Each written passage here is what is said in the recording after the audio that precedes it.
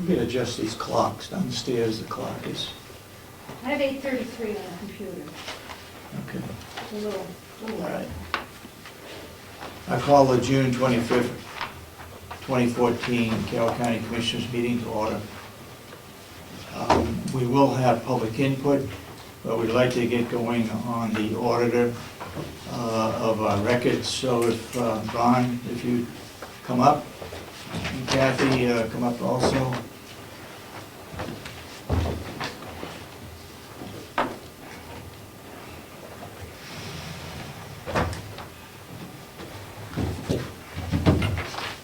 Morning, everybody. Morning. Good morning. Okay. I guess we want to know where we stand on the auditing process. We've had some problems apparently with 2010. That's correct. Our focus right now is on the 2010 fiscal year end. And a lot of our auditing has been completed. We do have a few more schedules that we need to totally complete the process. But at our last field visit, right at the beginning of June, I had a conversation with Commissioner Babson that the financial statements as they were given to us are not presented fairly in accordance with generally accepted accounting principles, GAAP, and that corrections would have to be made to them in order to have a clean auditor's report.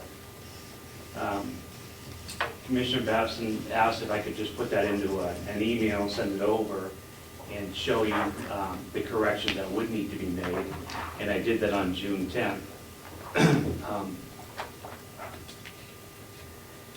I stated at that point in time that the general fund balance was overstated for 7 reasons, totaling over $900,000, and that many corrections needed to be made to the statements. I also, just for the record, stated that the county did subcontract out the service of having the financial statements prepared by another accountant. At this point, you would have to contact that accountant and have these corrections made. But at the same time, I mentioned that when we were discussing the 2012 audit, that those financial statements had not been drafted up. And at that point, you decided that you didn't want to use that same accountant, and you hired my firm to draft that. Right. So I said, if you don't want to use that accountant that drafted up your financial statements to correct them, my office could help you in that area, but we would have to have a signed engagement letter to do that because it's a non-auditing service. And I have to make it very clear professionally that I'm doing 2 services, auditing and non-auditing. So that engagement letter was sent over to you, and I believe that was where you left off and wanted to discuss this further. So that kind of brings us up to date. Okay, we've been going on this auditing for a number of months. Have we completed anything? Well, what I wanted to do at the beginning of June was immediately tell you that this was going to need to be corrected in order to keep the ball rolling smoothly. And we're almost at the end of June now, and nothing's been done. This has to be corrected if you want a clean auditor's report. If speed is So who corrects it? well, you've contracted out this service to an individual, and one would think that you'd want to go back to that person and say corrections need to be made, because there are errors in the statements. Have those been, are those in writing so that when he's still doing it, he's not well, as you know, Yeah. and he may not even be in a condition to do them. Right. down either 10 or? We did attach those to the email. We attached 2 pages of journal entries. And we mentioned that there may be a few more also, but again, I wanted to give you the heads up to get this process corrected so that it wouldn't hold up the audit. What are the type of questions that you feel or errors that you feel are made in this reporting? Well, for instance, in 2010 was the year that you obtained bond funding for the nursing home. Mhm. That was a $23.5 million bond. Right. That bond was issued at a premium. Almost $600,000 of interest was prepaid by the bondholders. The statements reported that interest as interest income immediately, and you can't do that. You have to amortize it over 20 years.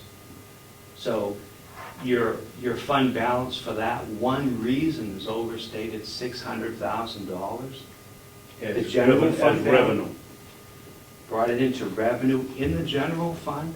Shouldn't even be in the general fund. Right. Should be in the enterprise fund for the nursing home. Yeah. So that's one error.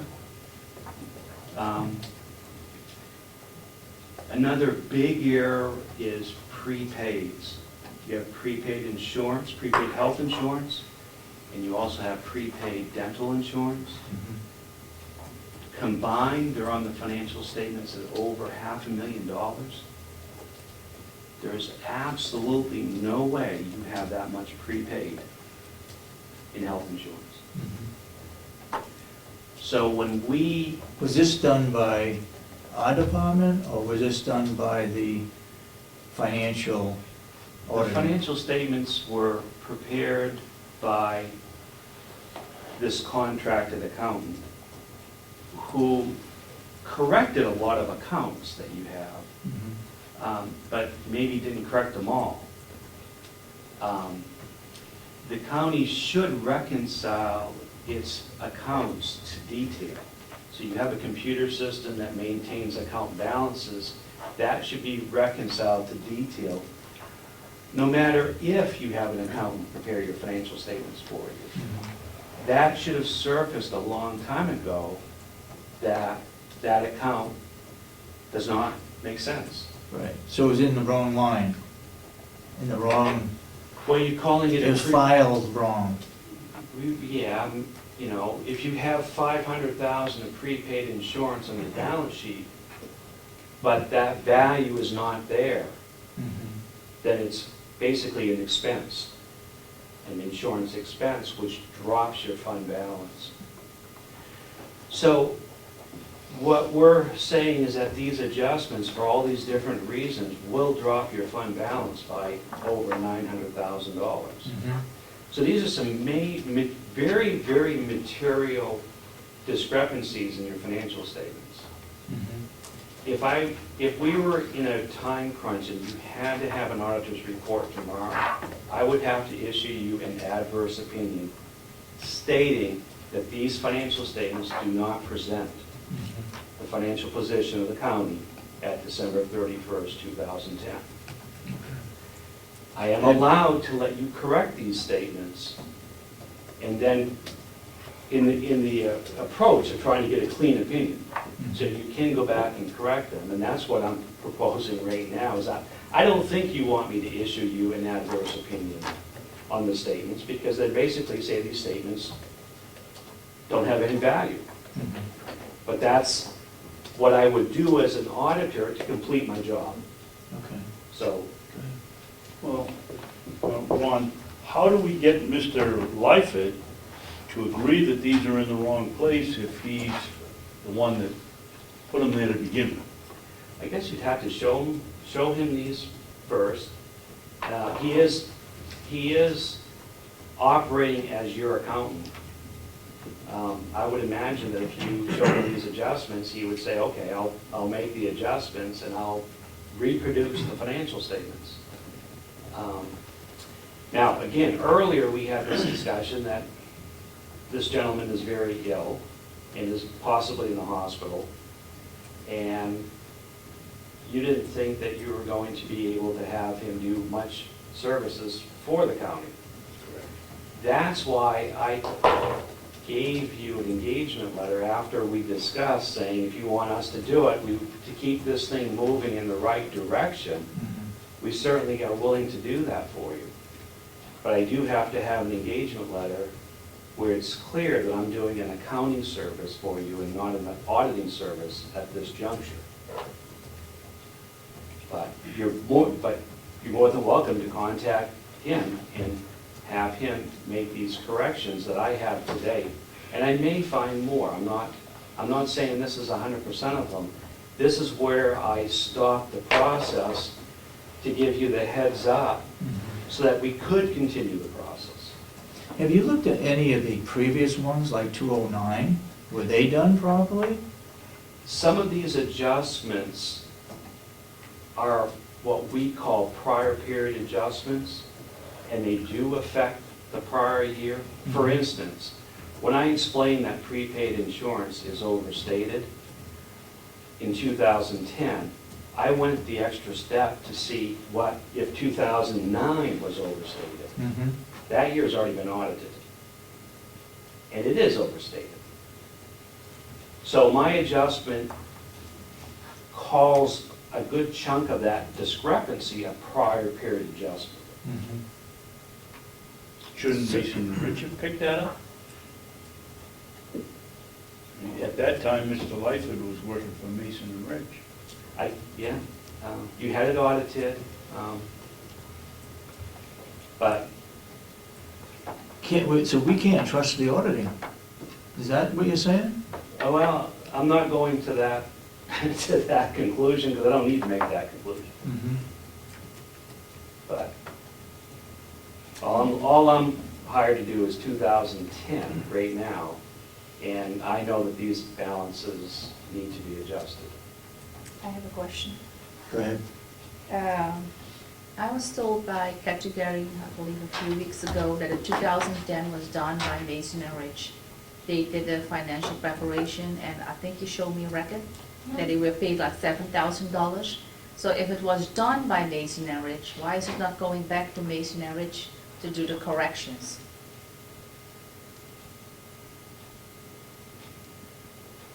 I mean, I could ask, but it was Mr. Lyford working there that did it, so.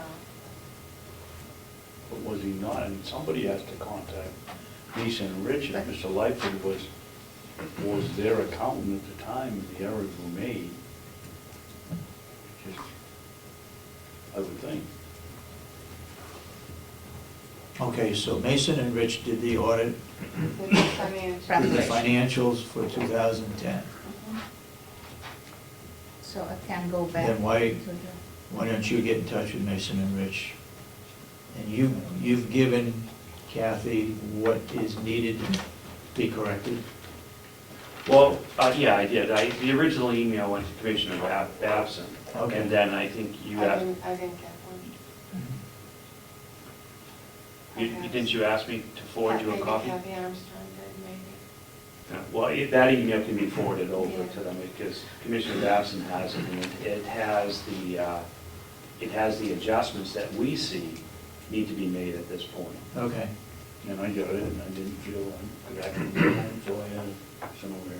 Okay. I thought I had it sent over. All right, so if that information gets to Kathy, you can call Mason and Rich and see what they can do about correcting it.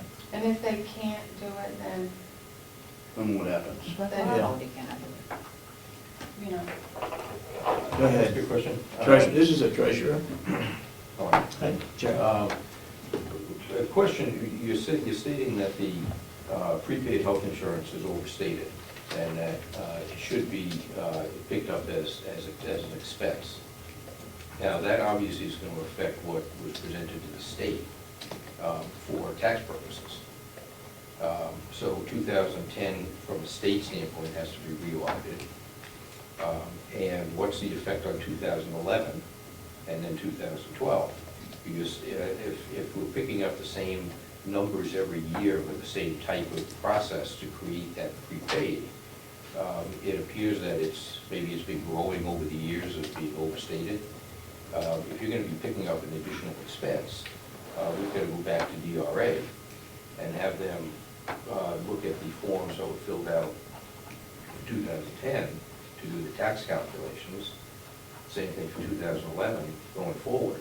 Wouldn't it be simpler to footnote your audited report to note these discrepancies and that these adjustments that should be made, but can those be made in 2014, retroactive, retroactive numbers, so today 2014's ending numbers will be correct, and it may be an adjustment for all the towns in taxes or whatever it is, but why can't you footnote it as opposed to going back and recreating 2010 statements, 2011 statements, 2012 statements, because it is a ripple effect.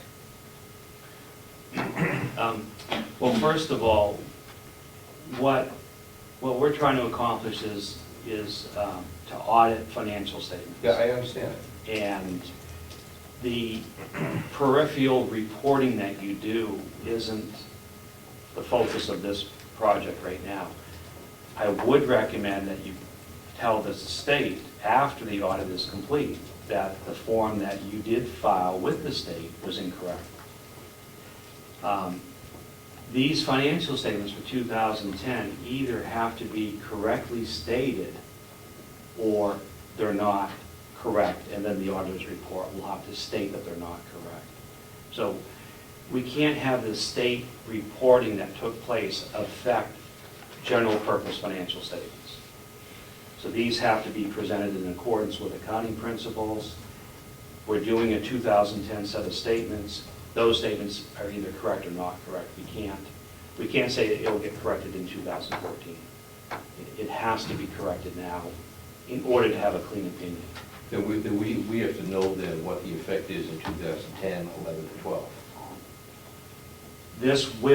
These changes in 2010 will roll over also in 2011, because you'll make those same adjustments in 2011. And there may be other items in 2011 that need to be corrected. Right, so what was reported in 2011 to the state was also incorrect, and in 2012 was also incorrect. Right. And I would recommend that you contact the state and let them know that those were filed incorrectly once this audit is complete.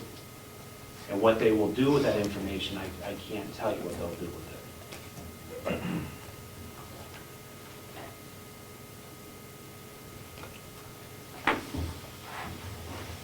So you think that it was filed incorrectly in 2009, which affects 2010, which affects 11 and 12 and 13, correct?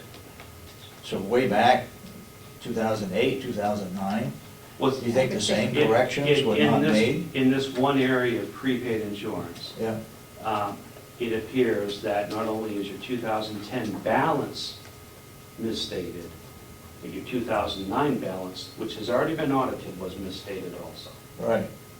But, so, from an accounting point of view, I correct your current December 31st, 2010 balance. Right. It does not move to a current expense. That prepaid will not move 100% to a current year expense. Some of it will go to a current year expense. The remainder will go as a prior period adjustment. A prior period adjustment. And that's the way it's handled at this point. You don't go back and re-audit 2009. You don't do that. You start from 2009. You start from 2009 and handle these corrections through these statements at this point. 2009's, again, in a nutshell, 2009's fund balance that's on here is 4.4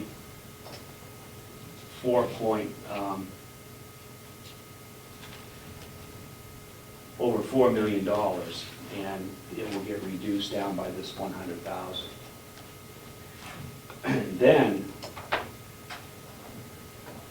Then we noticed that the enterprise fund owes the general fund a lot of money.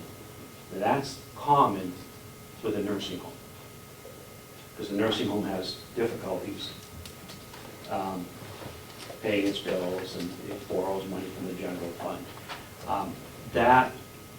That intercompany receivable has to be carved out of your fund balance and reserved. So that in itself will also reduce your fund balance. So when I say the statements are materially misstated, they are, and you may find your $4.3 million fund balance dropping to about $1.7 million. And that all has to be incorporated in here and restated.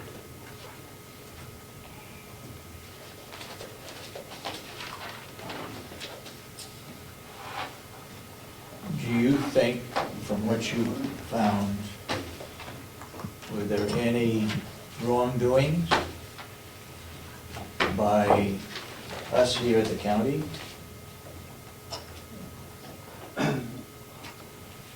These are accounting errors. It looks, these all look like accounting errors and misapplication of accounting principles. I will issue a report on your internal controls, and I will state in that report that you need to reconcile all accounts, either on a monthly basis or on an annual basis. A reconciliation would have caught this problem, and you could have corrected it on your own before I got here. So the county is responsible to maintain this accounting system properly, and it needs to double check itself to make sure that these numbers are accurate. And the reconciliation process allows you to do that. And it's these reconciliations that I ask for when I start the audit, to see that someone has reconciled it, and then I can test it to make sure it's okay. And sometimes I don't get reconciliations because they haven't been done. Did the county, the county is allowed to hire out its financial statement preparation if you feel that you can't do that in-house, and which is what you have done. Your end of your financial reporting, you've hired it out to a specialist, an accountant, to do that for you. That person also did a lot of accounting work for you at the end of the year. It looks like he made... So that was a good thing, It was good. because we had somebody else outside look at our records. Well, he wasn't auditing your records. He was performing an accounting function Right. of taking your trial balance, the last product of your accounting system, and condensing it down into normalized financial statements. So your accounting pyramid, where you have a lot of data on the bottom and it all makes its way up, the very top of that pyramid is your financial statements, which is what I audit. Your practice has been to hire out that last process to somebody else. And he did that for you. He also noticed in that process accounting entries that needed to be made, and he made those on your behalf. Okay, But, which is a good thing. which is good, but so either you or your contractor has to handle all this stuff for you, and you certainly want to be reconciling your own accounts. The way I look at it is that every account in your computer system internally should be reconciled and proven to yourself that it's correct. It's understandable if you feel that you don't want to do that last part of the process of creating normal financial statements that are very technical. And that's fine, but you want to at least have the right data to give to that person so that it's not garbage in, garbage out. So you don't think we gave the right information to the He made a lot of adjustments. yes. person? He made a lot of adjustments. And when you're making a lot of adjustments, you might miss some adjustments with that person. Mhm. You know, was it his responsibility to correct prepaid insurance? I don't know. Mhm. I would maintain again that you should have correct balances in your computer system that are reconciled. I think that you have to do. The issue on the bond premium being recorded as a revenue is not correct. It's just not correct. There's accounting principles that explain that when a bond is issued at a discount or at a premium, that discount and premium gets handled separately, gets amortized over the life of the bond. You can't just simply bring in the revenue, $600,000 when you sign a bond. You don't make money that quick in one day. Mhm. And that should not have been recorded that way, as it should have been. That was done in 2010. In 2010. Excuse me, was it 600,000 or 500,000? Well, it's 580,000. So if I may be rounding it to the thousand, hundreds of thousands.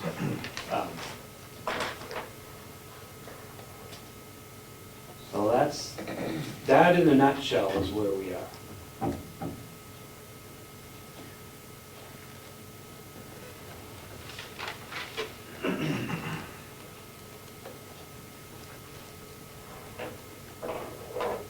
Jack, you're more of an accountant than I am. Well, I think it would certainly make sense to go back to the people that we worked with before to start, to bring up completely, and if you can provide, I haven't seen any of this information, so provide complete details of what you found as corrections that should have been made.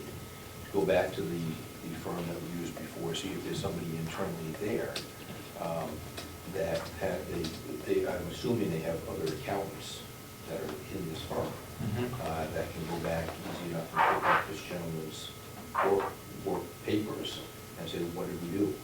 What did he do? And we paid them for their services, go back and ask them to re-examine this and go forward. Did they also do 2011 and 2012? I don't At some point, they stopped doing public accounting. Okay, Yeah, so you've it's done it in like- 12, okay. 11 and 12. So, okay, and your firm did them in 2012? 2012, yes. Okay.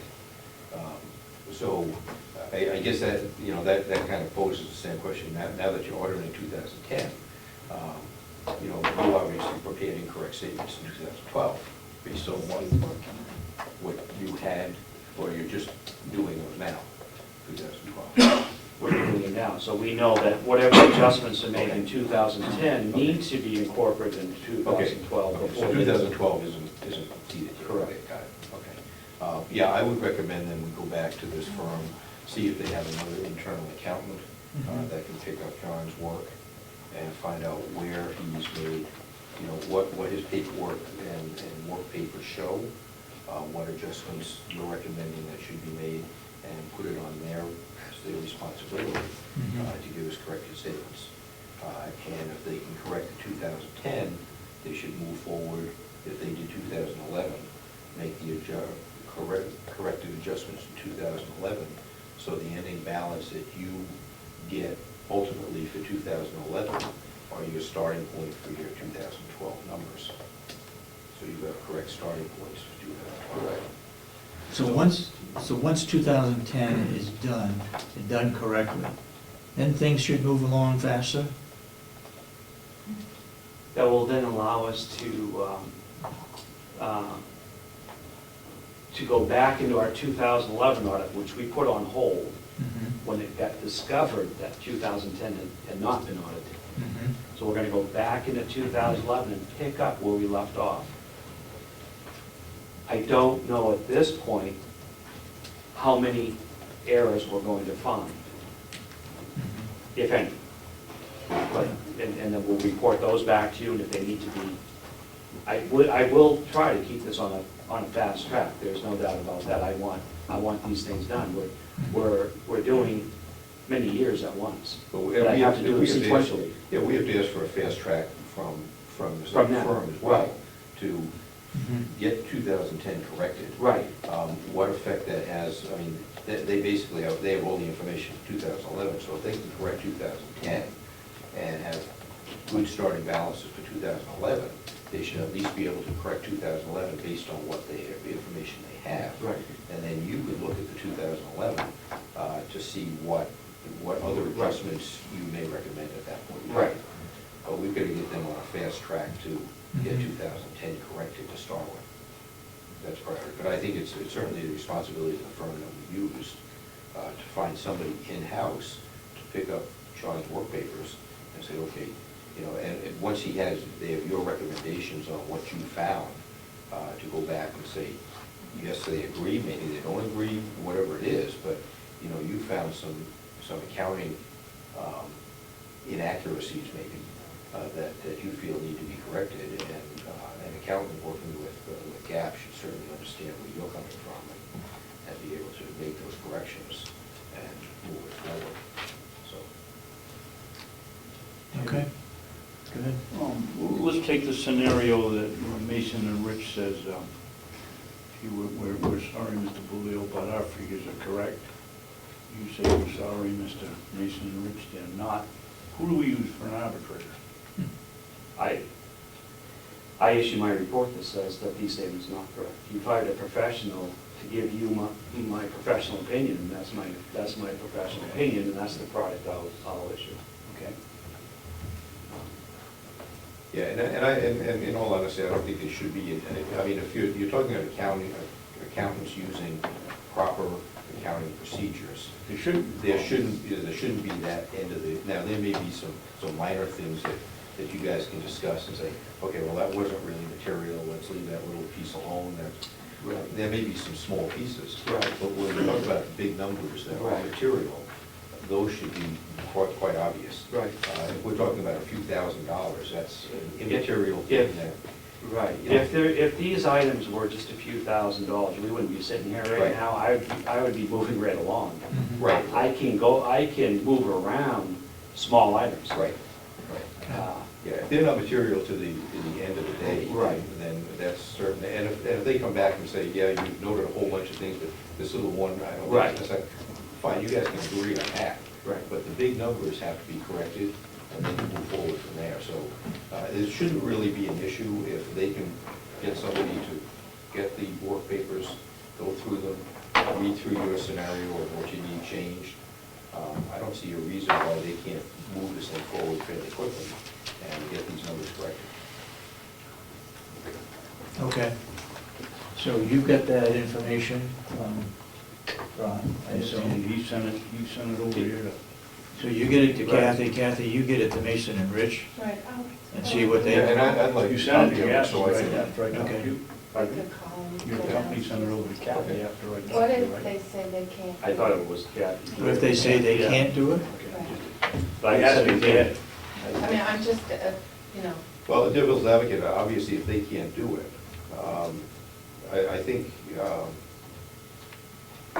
it puts us in a little, we've paid for the services, so I think one of the things, if they say they don't have anybody else in-house that can do this work, then I think we should demand all his work papers to start with. So we at least know how we processed his information, and whether you need that information or not, that information belongs to the county. We pay for it.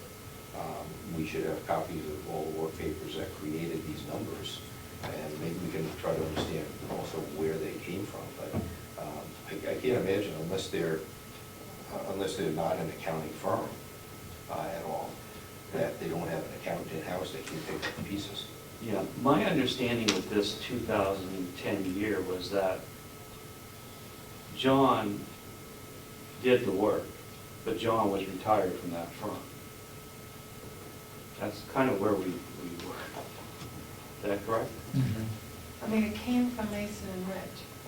If the report came from Mason and Rich, whether he was technically retired and working as a consultant or whatever, they signed off as on the statements, so it's their responsibility. So they should, yeah, that's their responsibility. At some point, he retired from that firm too, so, Yeah. you know, keep that in mind. Sure. And it may, you know, if it wasn't in 2010, it might have been 2011.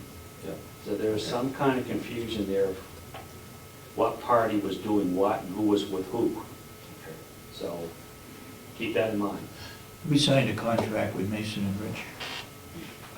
Or did we sign it with John Lyford? Do you know? For 2010, I'd have to pull it. but- Okay. So that's very important. Yeah. If you have the contract, can I see the 2010 contract with Mason and Rich and the one with John Lyford?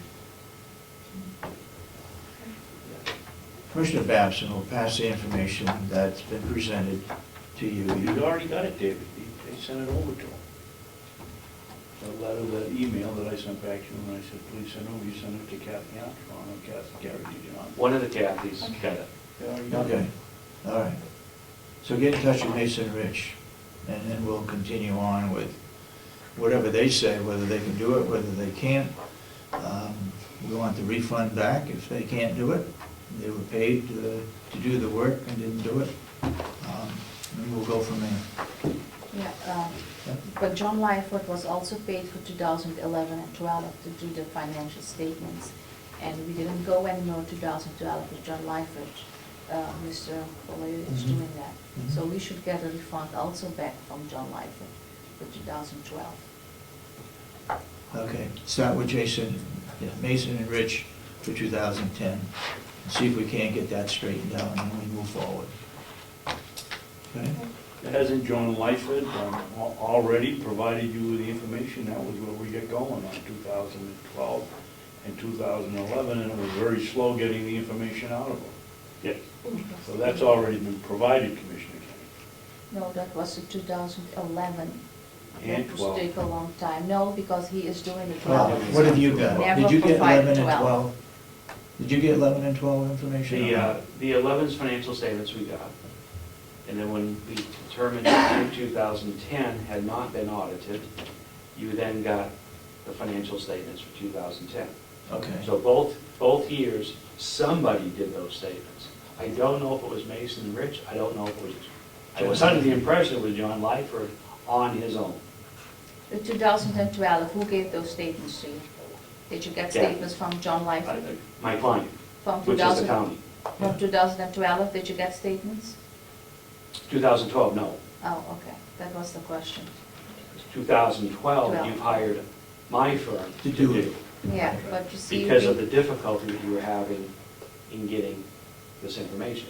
Yeah, because we paid John Lyford for 11 and 12. We're gonna need to check on that to see if we did or not. Yes, we did. How do you know? It's in the budget. You see that audit every year, the budget, and it's at $50,000.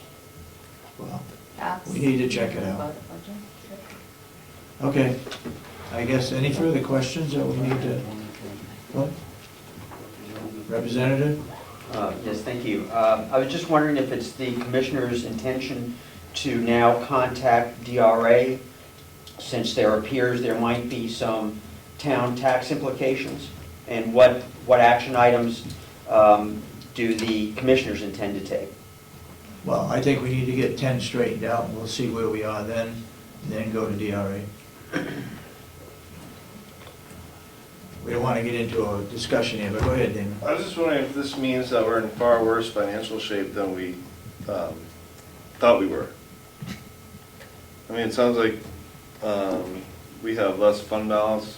Back then, I'm not sure what this means. It doesn't sound good in terms of our financial standing overall.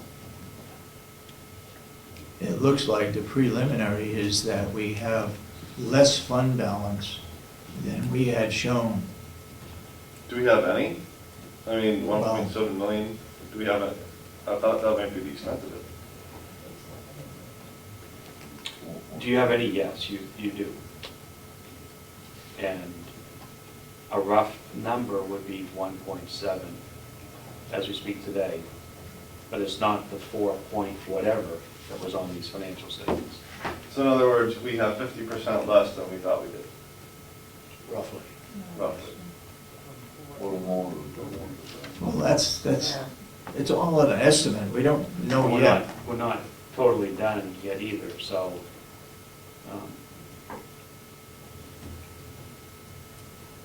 And it's just kind of amazing that, you know, we were able to, we had 50% less than we thought we had for 4 years. I mean, for just sort of the layman hearing that we had 50% less than we thought we had, I'm just surprised it hasn't caused us any problems and we didn't catch on. I mean, it sounds pretty significant. We won't know until we get 2010 straightened out, and then we go from there. And we can provide a more accurate balance as we go through 2013. All right, Okay? fair enough. Okay. Thank you for being here and trying to explain it the best we can. Thank you, Ron. Thank you, Commissioner. Thank you, Jack. Yeah, Sure. thank you. Thanks, Jack.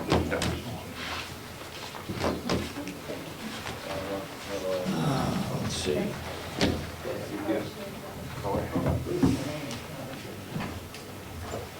So we get Howie in first.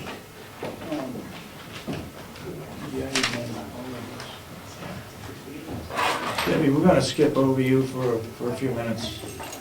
Debbie, go back to your office and we can come get her when we... We'll come get you when we're ready for a non-public, okay? Thank you. Howie?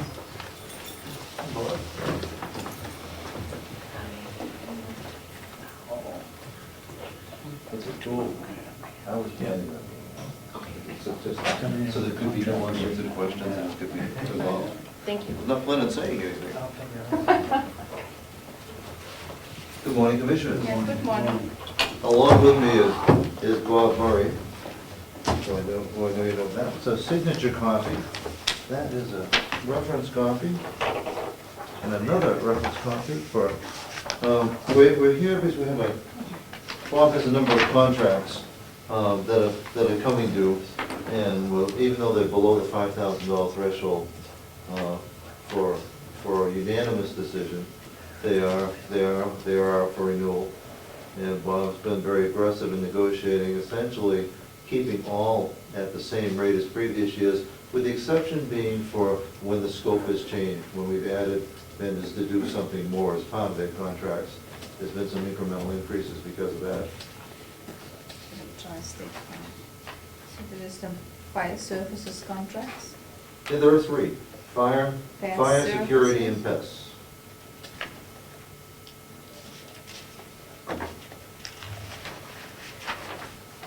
Well, let's start with talking on here. Yep, go ahead. Fire protection, those are the fellows that come around and make sure your fire extinguishers are working and primed up and... Fire extinguishers, sprinkler system, fire pump, kitchen hoods and kitchen hood protection, the ANSL fire extinguishing system. It's mandated that we have a plan, the company take care of those, and I think we do. Tri-State's done a nice job for us, and... You satisfied with what they've done? Yeah. And how long have we had them? As long as I've been here, And it's an annual? annual. Okay. It's an annual contract. They've held their price in the new building going into this year. Did you go out for other bids? I did not because they held their price. When we moved into the new building, it was put out to bid. They won, Yeah. and they've held their price. So they had, how long was the previous contract? 1 year. So this is just also a one-year contract? Yeah, you renewed this last year. We're Yeah, having okay. the same discussion we had last year. And is this only for the nursing home or is this Yes, for the whole county? Only the nursing home. It's only for the nursing home. Go ahead. The next one is night security, and those are the folks that have the alarm system that They monitor ring our- through and wake the sheriff up if he's home, That's right, if he's home asleep. that's right. They monitor our alarm systems. Who'd you go out for bid for that? Again, we went out to bid when we moved into the new building, and they've held their price since day one. The last one is JP Pest. the Mountain Pest View service. Community Annex. That's under which of, that's under night security or? No, No, that's pest Separate. services. It's separate. But it's separate for both buildings, the new nursing home and the old nursing home. We still have to keep the mice out of the old nursing home. No, I'm still back working way down the list here. We just got through Mountain View and night security Yeah. for bells and whistles. The next one down is Mountain View Community Annex for Still on night 680. security. Is that night security or is that fire protection? That's night security. So, okay. Okay. Now, the next, we go to pest control. And that one is, It's done monthly. Yeah, we can pay it annually, but it's Yep. billed monthly. They held their price for the contract, but we added services, which they've charged us for, and they've given us a hell of a deal on the additional services, to be frank. About a third the price of what it would normally be. and why the 5% increase in, at the annex? Annual price increase that they added this year. It went from $972 to $1,020. But they didn't lift it up, or they didn't increase the price on the No. Mountain View community? No, they didn't. It's a newer building. And the added services. Well, if you were They a gave mouse us- and you wanted to go live somewhere, would you go live in an old home or a new one? I go in the old one, that's why the 5% I'd say I'd increase. go in the new one, it should go up. And so you didn't go out for bid on that? Not for $7 a month.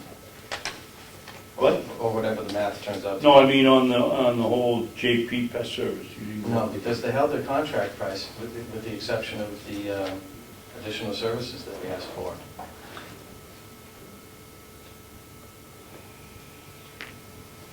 And what were they? Additional bug lights. You know the blue light that you see when you walk into the, I don't even know if you see it or not, it's pretty innocuous, but we've got bug lights scattered throughout the building just to keep the fly population at bay. And they charge a monthly service for that, because they didn't charge us for the lights, they gave us the lights.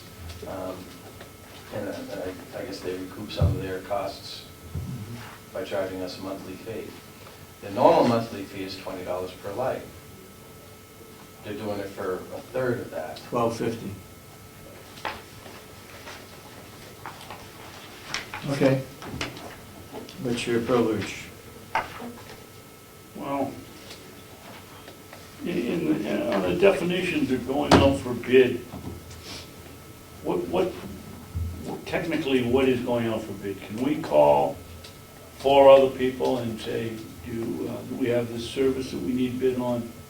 We'll send you over the specs, or do we have to pay like we had for the waste contract and we wasted our money on $900 for the contract? With pest services, yes, like any other company, you can go out to bid annually, but when you change companies, the pest service company has to come in, pull out their equipment, and the new company comes in and puts in their equipment, and there's always an initial fee. Cost. An initial cost. No, that wasn't my question, Bob. My question was, what constitutes a legal bid? Do we have to put it in the paper and pay for the advertising? Or can we say, okay, here are 3 people that can do the job, we'll call them up and see if they're interested and we'll send them the quote? You're not required to bid under $5,000. So the Right. rules Period. under $5,000 are. Okay, I'm not getting anywhere. Let's say it's $5,100. That's different. That's Okay, what do we have to do? Then we have to go out for bid. That's what I'm asking. Does going out for bid mean you have to put it in the paper? Does it specifically say in the RSA you have to put it in the paper? You have to or publicize it. 3 prominent places? Or Yeah. can we pick up the telephone book or Thompson's business guide and look up 3 people that are in the bug business and send them a quote? I think you have to publicize it. You can send it to individual companies. But you have to publicize it so everybody has a fair chance.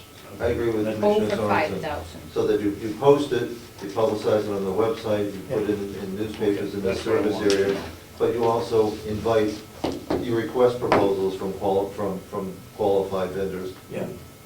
And even if it's over 5,000, if all three commissioners agree to that contract, You don't have to go. we don't have to go any further. However, we also have to have a good reason why we are selecting that company that's over $5,000. And if you're under $5,000, I believe it's good practice to solicit 3 bids, make phone calls, as Commissioner Babson suggests, All three of these, though, have been with us for, as long as I've been here. But they did bid 3 years ago for the new building. It's- Okay. It's a fair bidding process. so it is current, fairly current. Yes. And that's the standard that I would suggest to you, that for the better part, rather than do it every year, if people are holding their price, we wouldn't need to go out for rebid until every third year or so, every fourth year. Essentially have it be a 3-year contract, as long as they can hold their price. Are these all one-year contracts? These are all 1 year, yes. Is there any reason for that? Did we ask if they could go 2 or 3 years?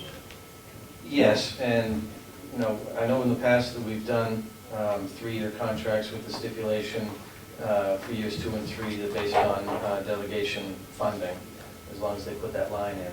Yeah. These cases, they're not a high dollar value in the big picture.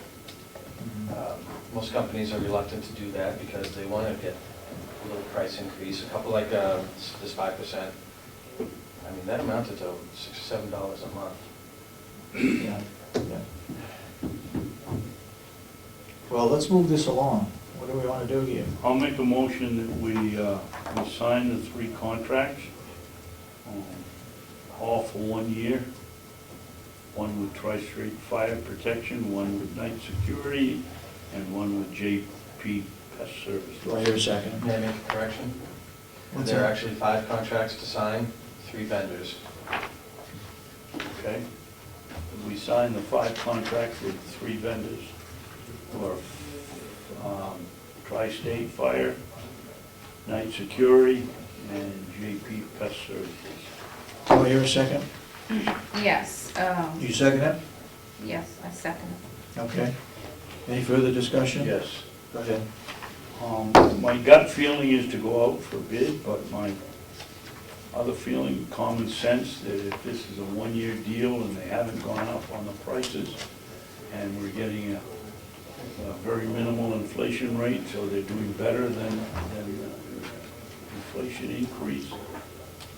If this was a 3-year contract with an escalator, I'd feel differently, but I support going out for these 5 contracts because, with the exception of the old nursing home,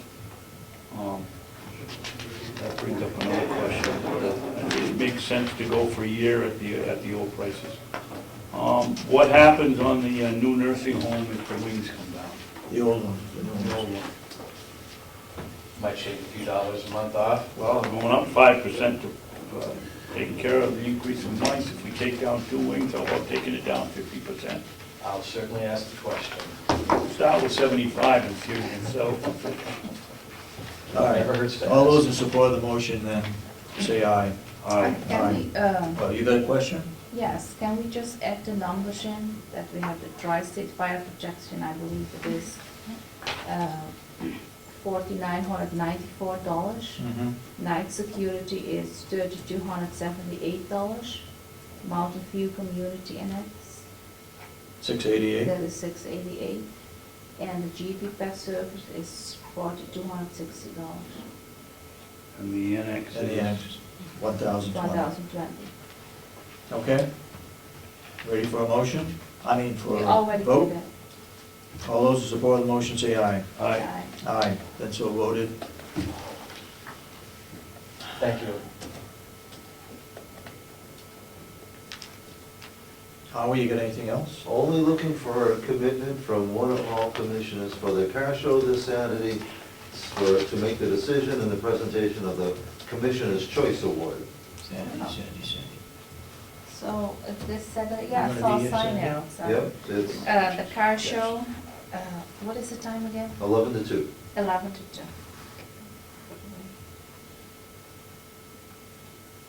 You gonna be here? Or not?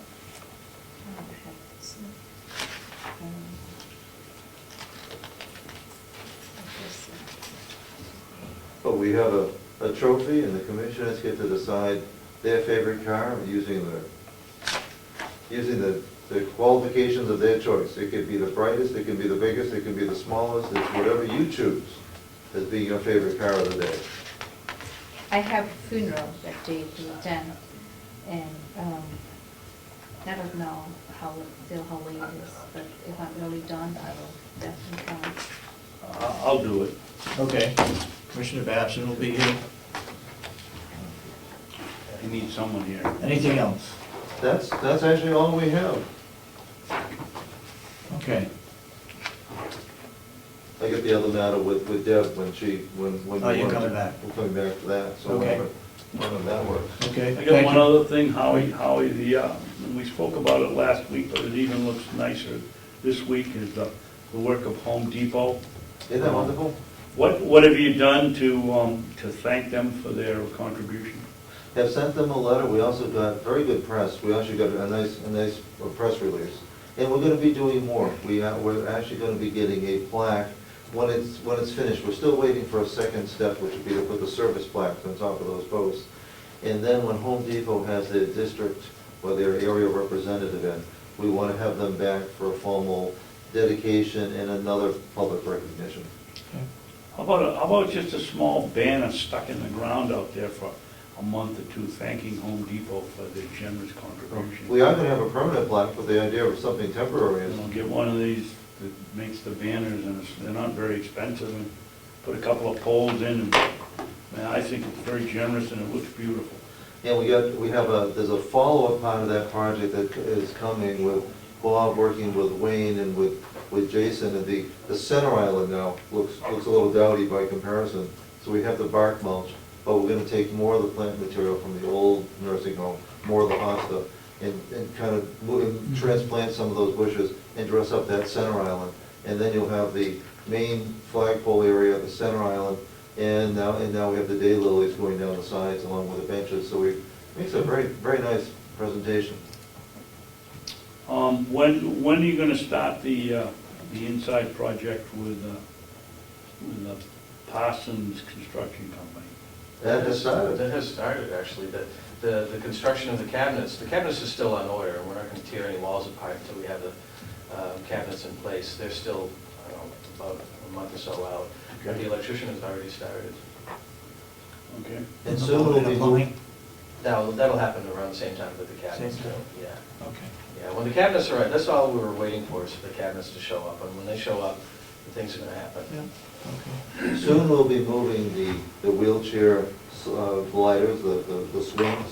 They're wonderful units. They're going to be coming over to the courtyards.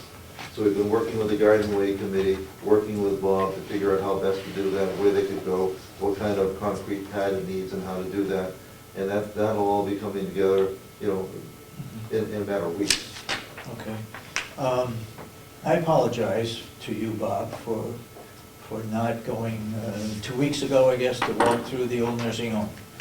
However, last week I did go, and I went with your favorite maintenance man who very nicely presented, and we went on a long tour of A and B wings plus the core section.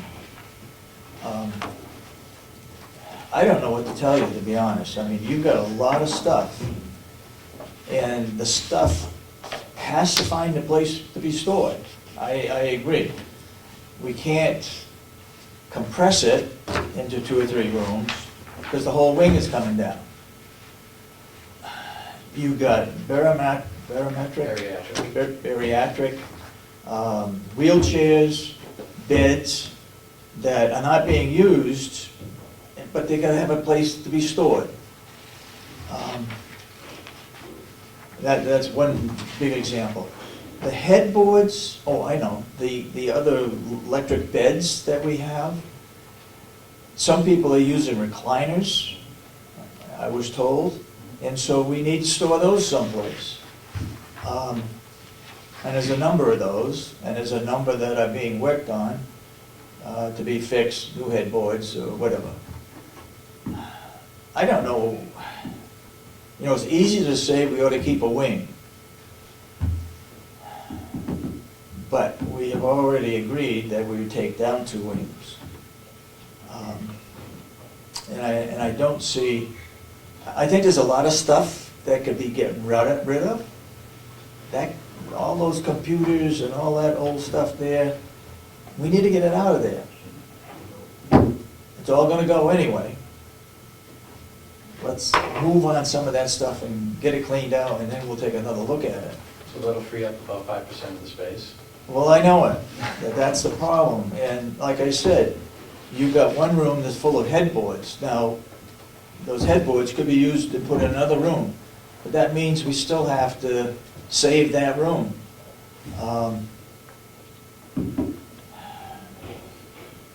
I would suggest that we get rid of all of the junk, all of the stuff that we have there, and then we'll take another look at it. That's my thought. I'm still going, we're taking down the 2 wing. Until we get rid of the junk, clean up the place a little bit, and see where we go from there. Everything that I have in A wing, except for the computers that are junk, Yeah. is good. There's no junk in there. Okay, and we've got end tables in almost every room, and we still got the overhead lights in almost every room. There's some value to that, I think. There's some value to that tub. There's 4 of them, 4 tubs. We have 4 of them, I saw one of them. David, why don't we think about having an auction? Well, we're not gonna auction off the bariatric wheelchairs and beds. We still gotta find a place to store We'll have those. to have a place to store them. You know, you either have them or you don't have them. If you have them, You went on a tour, what's your thoughts?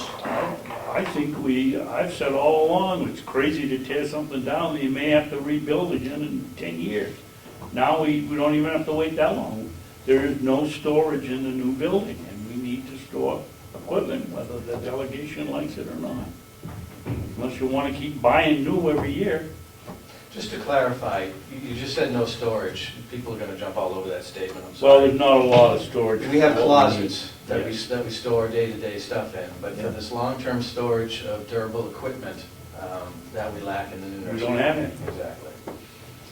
I didn't mean that we have I everything know. stacked in I the know. halls, but when you get as many beds, wheelchairs, God knows whatever we got over there, we can't store them in the new nursing home because there isn't any space.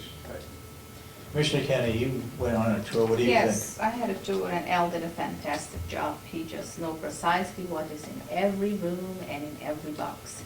I was actually a little bit surprised. Every room is actually full of stuff. And I do think that we need to get rid of stuff what we don't use. But like you said, there's no junk, we use a lot. The new nursing home has almost no storage. They're just small closets, so I think the only thing what they store is like towels and that kind Day-to-day of stuff. stuff. We Yeah. store there what we use day-to-day. Just small. And if they're really going to use the equipment and stuff that is stored and it is good, then I think we do have a problem. I think there is a need for storage. We need to have some kind of storage, maybe not the whole 2 wings.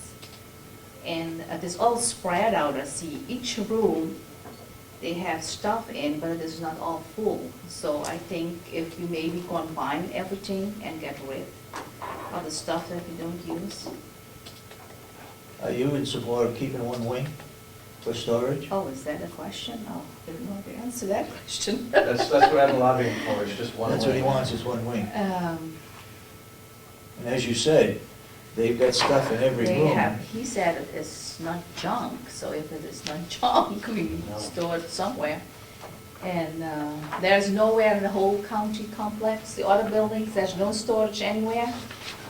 Some of this stuff can't be stored in cold conditions varying conditions, like, we have those storage trailers that are down by the jail, but some of the stuff, we can't put electronics in there, we can't put any more records. We're trying to get the records that are in there out, never mind put records in there. We need a place that's average temperature and dry. Yeah, exactly. And I keep the heat 55 degrees in the wintertime. I shut it off in April. As soon as our nights are above 32 degrees, I shut the heat off in the whole building. Yeah. It's managed well, I think. We're not spending a lot of money to keep that building status quo.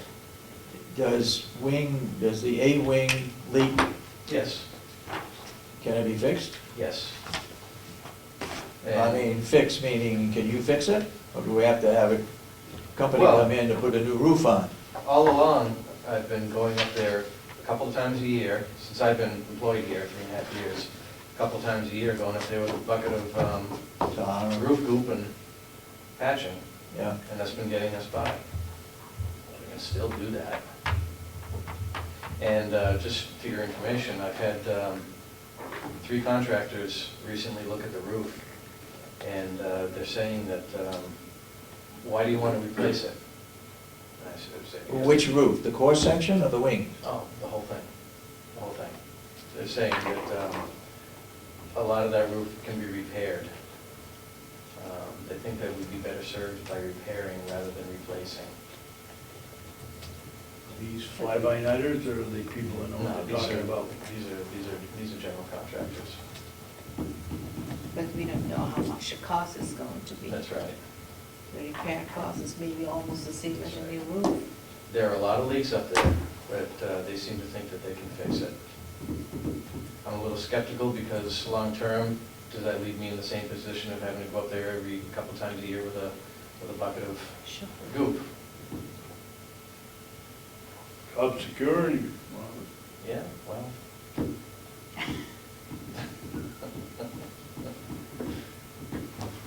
Well, let's make an effort, a real effort, to get rid of the stuff that we're never gonna use again. And then we'll see what it looks like. There's a lot of stuff over there that we're not gonna use. Go ahead, Commissioner. well, if we do that, David, then we have to figure out how we're gonna go about getting rid of it. We took a lot of stuff to the dump in the past, that were stored in trucks, and we get nothing for it. We can get salvage money for the metal. Frankly, I'd be happier if we knew what we didn't want, we put them out front here with a free sign and let the people pick up what they want and take home they paid for it. Why should we pay to haul it away? Or in some cases, there might be some interest in buying some of the stuff. Just to say get rid of it, I don't think our responsibility goes far. We had a yard sale there once, and a lot of the good stuff went. What's left over is the stuff that people didn't want. Does that answer your question? And also for free then? We didn't go for the free sign, we didn't put a... We put prices on those items and they... No, I don't want to give anything away for free. Yeah, but the stuff that they don't want, I mean, the left, what are we gonna do with it? If nobody wants that. I think one of my thoughts would be we advertise 3 weeks from now on Saturday morning, people can come and look and see what's in there, and if there's stuff that they want, they can, they can give us a silent auction on the stuff that's there. Why don't I just open up the doors on Farm Day and 26th of July, is that put a it? sign out? That would be one of them, but that's not gonna get the type of people that are gonna buy the stuff. Well, We could advertise at the same time. Yeah. Just do what I did One last day. time with the yard sale. Just put a sign out and advertise it. Can you organize it such that these are the items that we no longer need, and people can either pay for them or give them away or Sure. whatever is decided, so that people know, so they're not going through the whole place picking out this, oh, I like that, no, we're gonna save that. Or switching tags. I can't move the tubs out, those 4 tubs, but, No. but all the smaller stuff, absolutely, I can fill up the front lobby. Okay. Let's work on that. And let's have it for the 26th of July. Advertise it in the local newspapers, put it on the website, and we'll see what happens. Are there any nursing homes, and you got an affiliate meeting coming up The next one will be in July. in July? Okay. Ask if any of those need those tubs. They may have them already, they may be newer than the ones we've got. I'll be glad to go to work. Just see if we can, I mean, there's value in those tubs. They're old How old? and well used. I'm not sure. To be honest with you, I'm not sure how old they are. That'd be 10, 15 years old. Well, people can come and look at them. And if there's something that they can use, then negotiate some kind of a price for them. All right? Is that fair Yep. by the board? I just don't think we should just hold it on the 26th of July for Farm Day. I think we ought to have a period when people can come in here.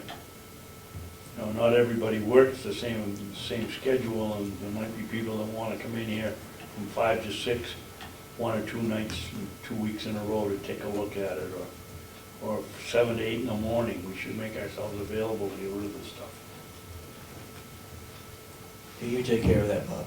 Leave that up to Mr. Murray to schedule. I'm gonna start with Farm Day. Okay. All right. Anything else? That's all we have. All right, good. Thank you. No, thank you, appreciate your time. Thank you. Dominic?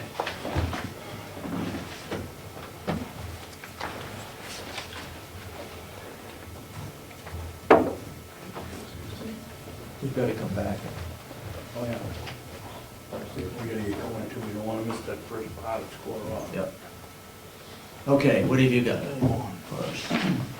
I want to approach you about the bidding process on a piece of equipment that we need from that grant installed, or actually to buy.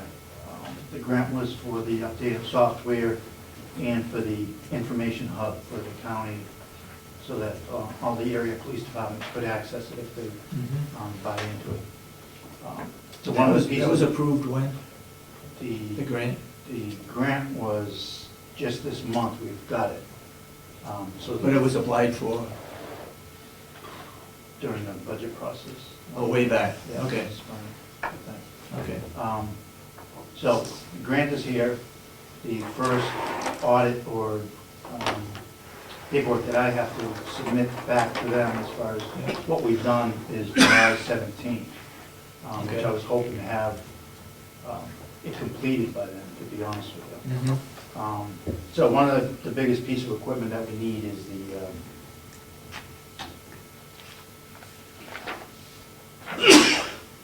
the server for the whole thing. I've gone out and got 3 quotes as far as what it would cost. One of them being the government equipment place that tends to be the lowest price as far as its got connection on this piece of equipment. All these 3 bids are for the same piece of equipment, maybe a different name, but But you can just compare them. they're exactly the same, right, Okay. as far as what is in it.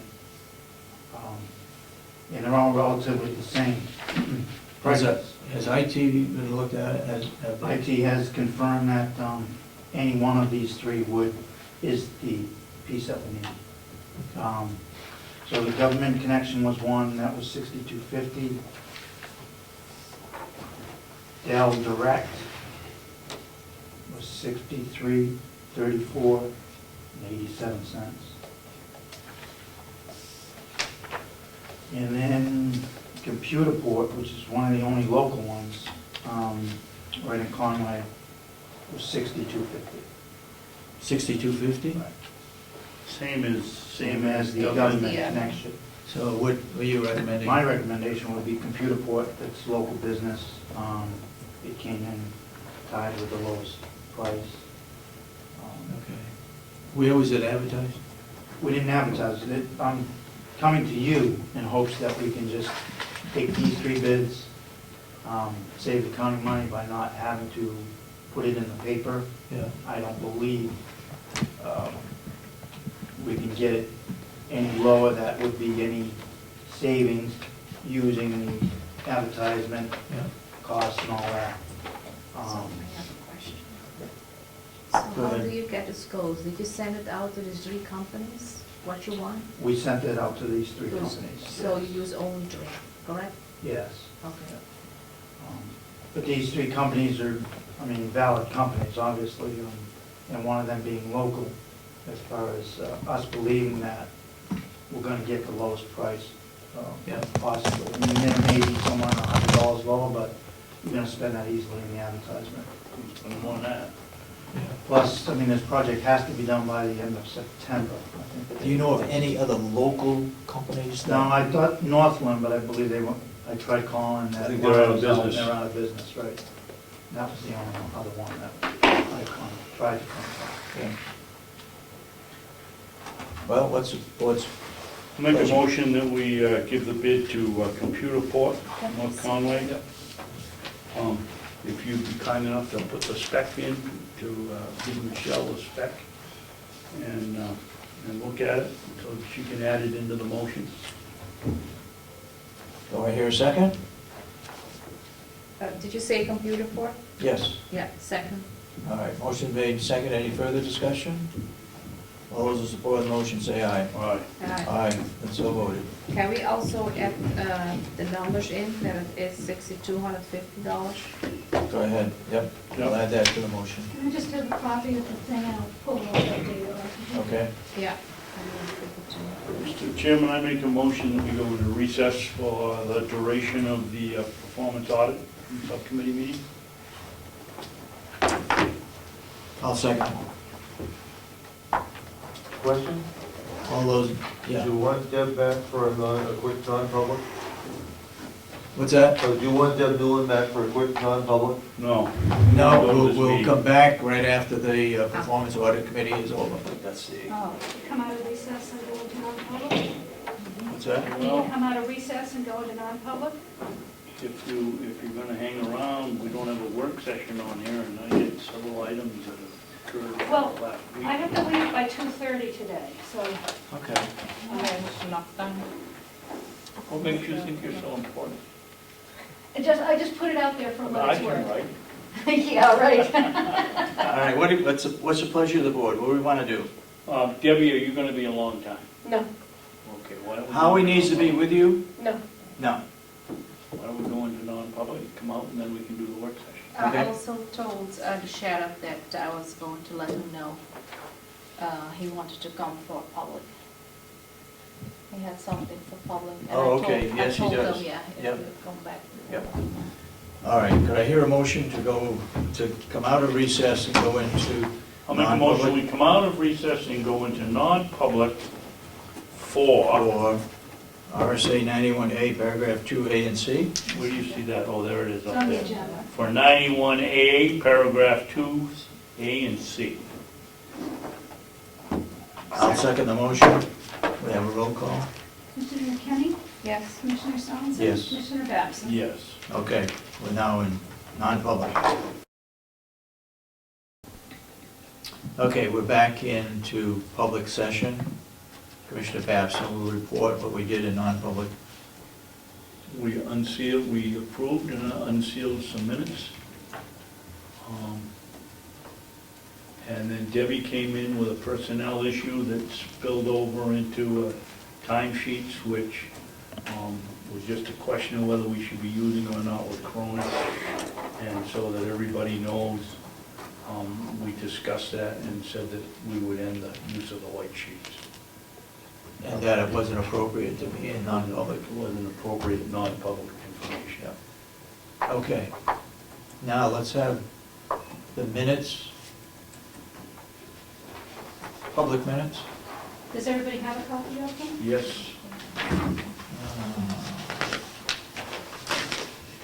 Oh, and one of the things that we unsealed is that our lovely and capable clerk will be going to work for a lucky outfit over in Meredith, but she has agreed to continue to work through Ed's tapes.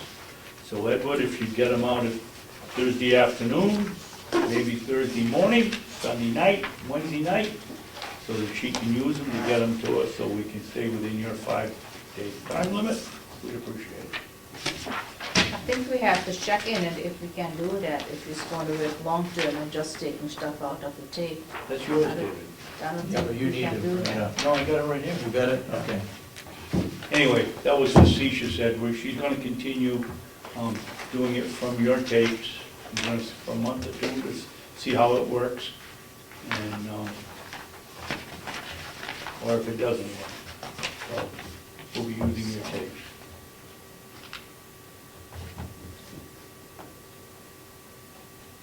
David, that Okay. has a question. Yes. Here. For a backup, I would advise that you get a digital recorder and record them yourself also. Good point, very good point. Commissioner Kenney, you have one, don't you, that belongs to the county? A tape? I use my own. What happened to the one that the county owns? I already gave it to the county. Say what? I already gave it to the county. Oh, okay, so it's downstairs, so Yeah. it shouldn't be a problem. But I also, there is another one also that I believe it was donated, so I think we can use that. There is another one. Okay, Make a motion that we accept the minutes of, we want to make the corrections first? there was a correction on car. Yes, There we go. yes, I wanted to ask Michelle, are you a favorite listener of Howie Carr? Oh, did I put Howie Carr in there? Yes, you do, well, you said Mr. Carr. Second page, up on the top. Assuming it was your Howie Carr. Oh, golly. Howie Carr reported on Wednesday. So it's Mr. Chandler, right? Yes, it is. I do not consult Mr. Carr on the Okay, minutes. well, we'd be Ever. disappointed to hear that. Bottom of page 3, Yep. last line, you have a question mark in materials. Oh. Mr. Curtis has indicated that because of the right-of-way, something materials. Oh, all right, yeah, I gotta fill that in. That's weird, I should have noticed that one. What he indicated was that because the right-of-way was supposed to be temporary, he didn't want to install any permanent materials like geotech. And that appears to have just been rubbed out by some, I think what the Which, discussion was, not that he didn't want to, that he didn't feel he had to, is how I remember it. okay. That he didn't, we wanted him to, and he said he didn't feel he had to because it was only temporary. And those, remarkably enough, were the only corrections I found this week. Okay. Yeah. I make a motion that we approve the minutes of June 18th, 2014 as corrected. Do I hear a second?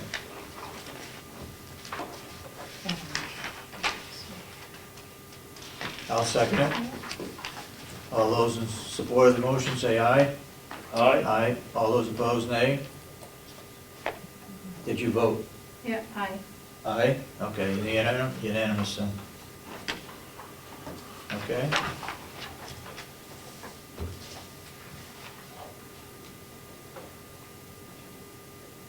I have a request of Commissioner Kenney. Did you formally apologize for the, Probably apologize for what? apologize for the statement that was read by Debbie Newland? Why would I apologize? Because for she asked for an fabrication? apology, No, I'm not apologizing. You're not I'm apologizing. not apologizing for fabrication. okay? Okay. And everything is now in court, so no more comments. We are going to court.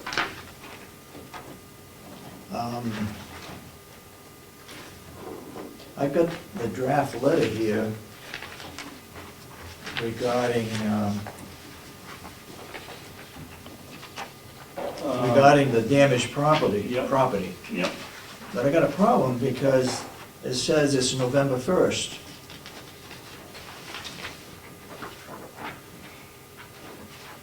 So what are you talking about? This is a correspondence from Wendy. It's on your desk, Commissioner. Please find attached a draft letter to Jason Curtis Outdoor Service regarding the damage they caused to county property when they crossed the property last year.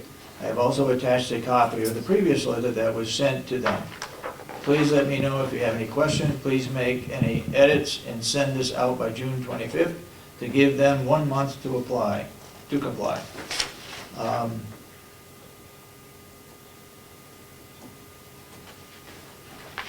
Well, this is obviously, it was sent to Curtis this time, November of last year, and she's just giving us a copy of the letter, I believe. Okay, but where is,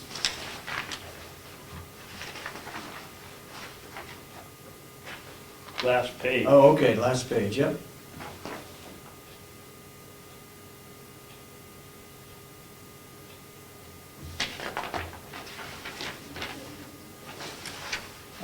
Don't we need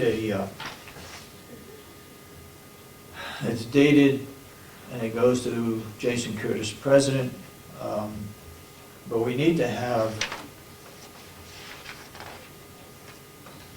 you got another page other than what I've got here? No? It's just a single page? Yeah. That's strange, you would think she should have maybe the last page is just a signing page. All right, I think what we should do is have Cheryl type up a second page that we can sign. But, that said, do we agree with what was put in the draft Take a second on to June read it. 23rd? I don't know why you're looking for the second page, because on one of the pages, You have- our name is there, so we just sign. Oh, I don't have anything on the back of mine. We just sign there where the names are. Is that the last page? No, she's on the other, she's on, Oh, that's already been sent. If I'm correct. that's So what not I- the one we're on. So what are you It's the talking last about? page. About the very last page? Oh, okay, so I'm on a different one. There's no signature. So why are we not putting it on the letterhead of the county? That's what I'm saying. If it's okay, if what's on the draft, if we approve that, then we can sign it downstairs, we just have it retyped. And a signature block put in, and a letterhead, if the wording is okay.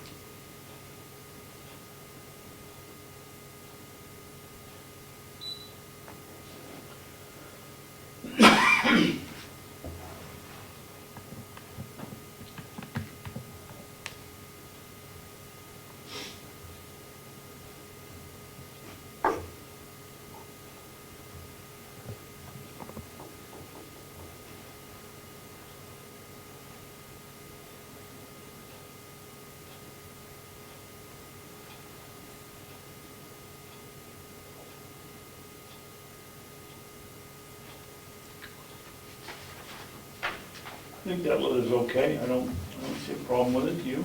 No, I don't. What's the, Okay? yep, I hear a motion that we approve the letter. I'll make a motion to approve the letter written by Wendy To Scribner to Mr. Jason Curtis. Curtis of Curtis Outdoor Services, and Incorporated, we okay. approve it. Do I hear a second? second, Motion made and seconded. All those in support of the motion say aye. Aye. aye. Aye, then so voted. we'll have a signature page added to this and put this on county letterhead. Okay? Yep. Yep. All right. You want to bring up a letter that we received from, Yes, I do. I get a whole bunch Go of ahead. things for a non-existent work session. all right, go ahead. We received what I consider a very, very, very nice letter. And although I have a French middle name, I don't speak French. This is from Francois Poulot from Quebec. And I from Muscogee, Quebec. And I'd like to read the letter if nobody Go ahead. objects. Go ahead. First, excuse my poor English. I'm more used to French. Last Saturday, I was coming to North Conway with my family, and we stopped at the subway just before getting into the hotel, the one in front of the Scenic View parking, at maybe 1:30 p.m. While eating, I saw a sheriff getting in the restaurant. He said hi, which is a surprise since we don't see this often in Quebec. After lunch, we went to the Scenic View just the other side of the road. Now, for getting back to our car that was left in the subway parking lot, we did wait quite a few minutes for traffic to slow down, but the road was pretty busy. Since there is no road crossing marking, nobody was stopping, and I don't think they should stop. But now, coming from nowhere, there was the sheriff in the middle of the road stopping the traffic for us. When we did get back to our car, I realized that he had left his lunch outside on the table to help us. So I would like to thank him again.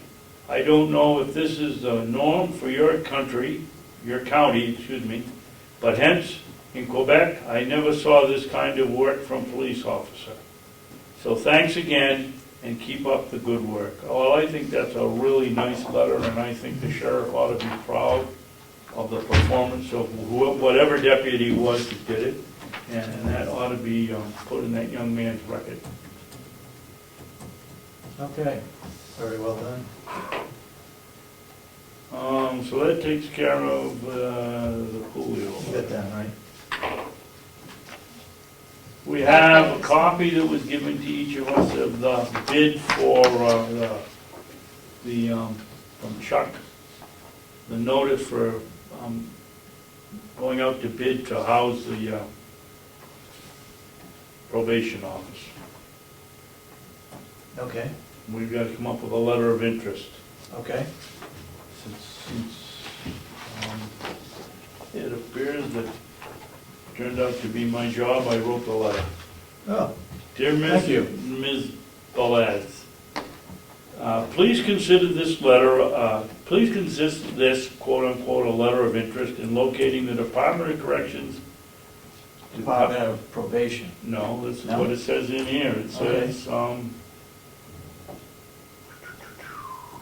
Okay, go ahead if that's right. New Hampshire Department of Corrections Probation and Parole Office. Okay, go ahead, okay, I sorry. gotta make that correction.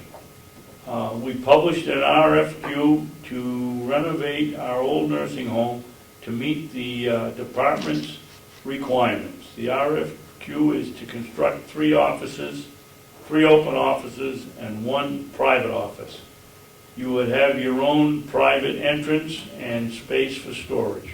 If you have any questions, please contact the Carroll County Business Office. Sincerely yours, the Board of Commissioners. RFP, What is it? not RFQ, RFP. Okay, Okay, yep, yep. Anything else? no, I have no problem with that. I would make a motion that that be sent, and thank you very much for drafting that up. Do I hear a second?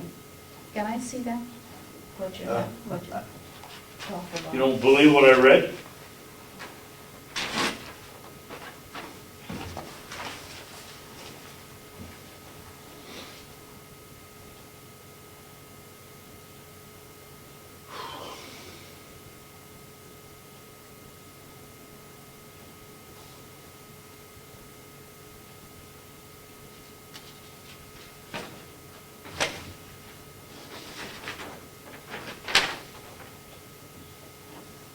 that is?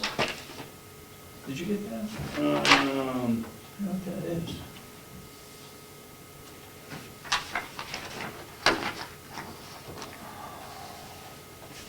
I have no idea what that is. I wonder if it has to do with this, all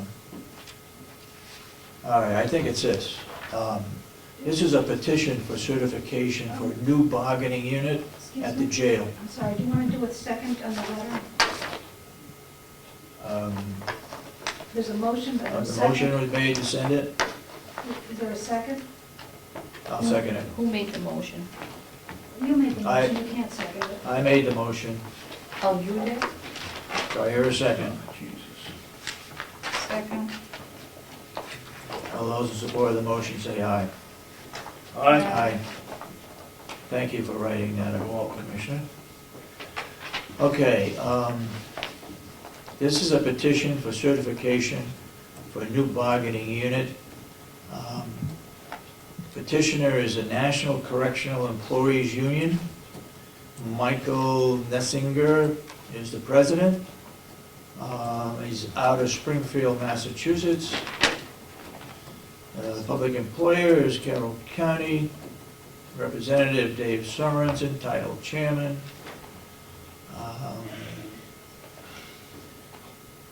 Description of proposed unit, position, title. Sergeant, RN, LPN, maintenance. I didn't know sergeants were involved in the union. I thought they weren't. No, they are not, so this must be new. This is something new than new.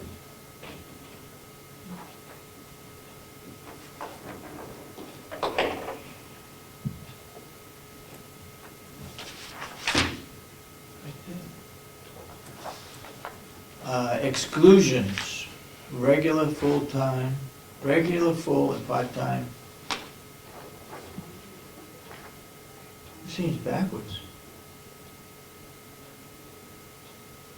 I think we gotta have J2 come in here and explain to us whether, when they voted, did they vote to include maintenance and registered nurses and LPNs along with the sergeants? Or is this just for, I'm not signing that until I talk to somebody that knows what's going on. Well, this seems to be wrong, too. Number of employees for exclusion, How many do they have? 20. Regular, full, and part-time correctional officers, regular, full, and part-time senior correctional officers, 3. Superintendent, 1. Assistant superintendent, major, 1. Lieutenant and captain, 2. Total number of employees in proposed unit is 10. I don't, there's something wrong with it, I think.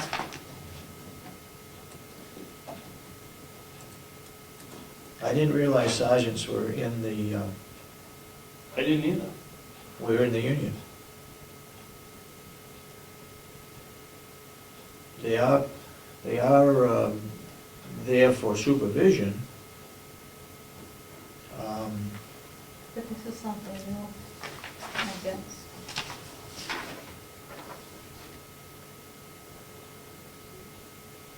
So basically, the union is gonna cover 10 people.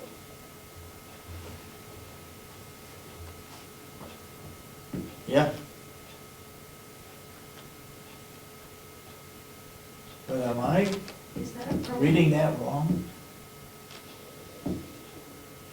Well, here it says, regular and full and part-time corrections officers excluded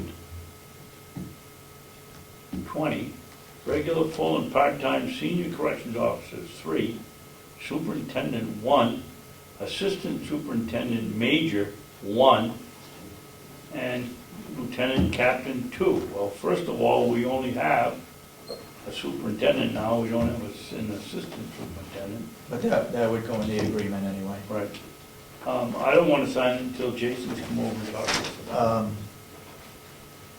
Because this is exclusions. Number of employees for exclusion, he's got 20. That's right, well, we only had 10 or 11 in the union to begin with. the old union.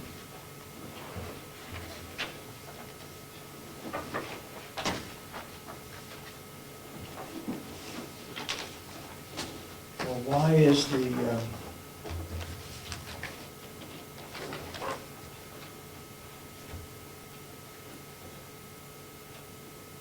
I would think those regular full-time correctional officers, 20, would be down here. You'd think so, but that's not what it says. It says they're excluded. Let's keep it that way. Yeah? All right. So much for that. You ready for more? Yes, go ahead. Okay. Next one. This is a 91A request. On Wednesday, June 18th, 2014, there appeared an article in the New Hampshire Union Leader written by correspondent John Kazula, titled "County Commissioner Click Wants Me Out." The article cites a quote attributed directly to an email received by the Union Leader from Asha Kenney, in which she, in her capacity as Commissioner Clerk, is clearly writing of county business. This is a formal request for a full and complete and unredacted copy of Mrs. Kenney's email to the Union Leader. Okay. I gave you the copy. Yeah, I just have a copy. You got it? Yep. Okay, you gonna take care of that? Yeah, I just have a question. Are you reading all requests RSA, or are you reading only this specifically? Because we have a lot of other requests. I don't read it, and I see that you read this.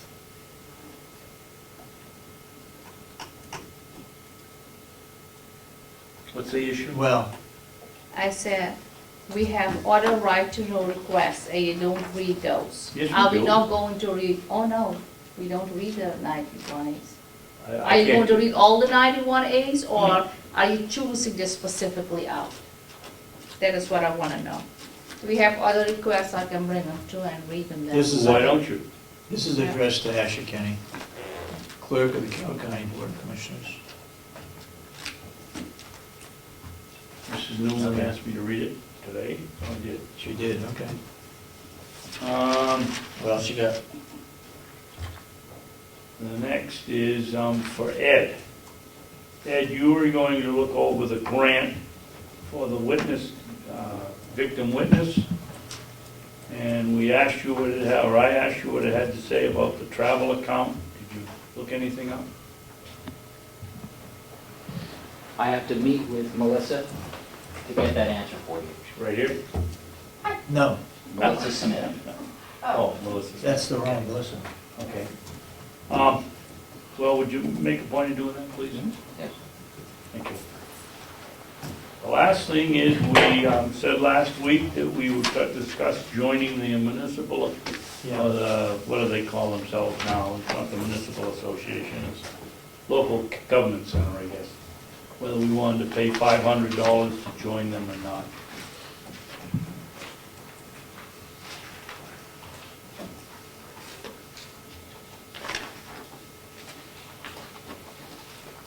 It's on page 7. Is offered a way for counties join as affiliate members. They would have access to a wide array of services, excluding legal advice. Dues are $500 and will afford access to many benefits, including excellent training programs and legislative updates. What are your comments? Well, we're involved with Primex and they put on training. I don't know what the local government center puts on for training, whether we're already in the municipal associations, in the county association. I would think perhaps that we would wait a bit and find out whether other counties that have joined, find out whether it's worthwhile or not. Yeah, I tend to agree with that. And the fact we don't get legal help, and yes, they do have good training programs, and that is a plus. But Okay, you want to hold that, I would, table that?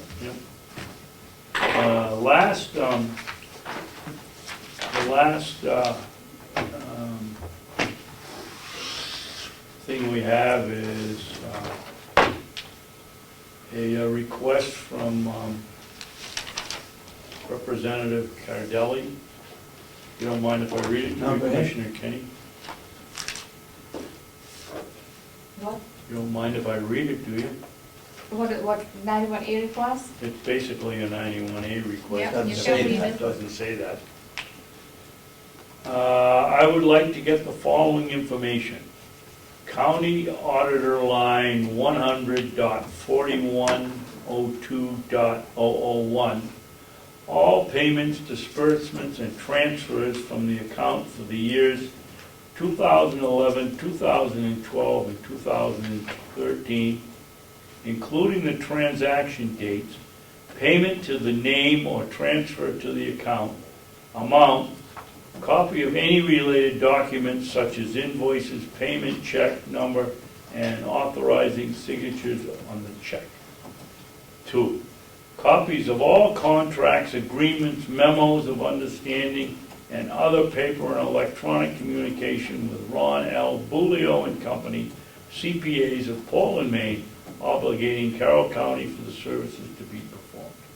3, dates of and copies of minutes of commissioners' meetings, public or non-public, during which votes were taken obligating Carroll County for services to be performed by Ron L. Bulio and Company, CPAs, Portland, Maine.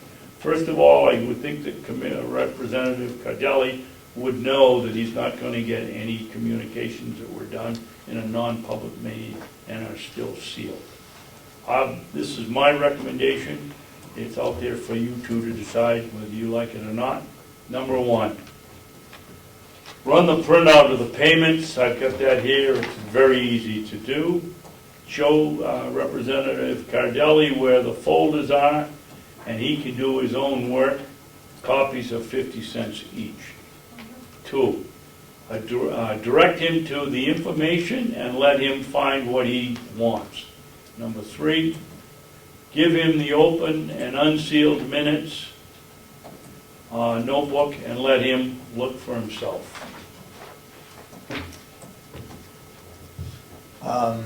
That last one, give him, Give him the open and... how about if he comes into the office and looks at them? Well, that's what I meant when I said gave him. I should, I'll change that to what? Let him view? Let him view the public minutes in the office. We don't know what minutes he's looking for, right? No. He didn't, No. he didn't say what, In the office, okay, it reads, let him review this open and unsealed minutes notebook in the office, and let him look for himself. Let him browse for himself.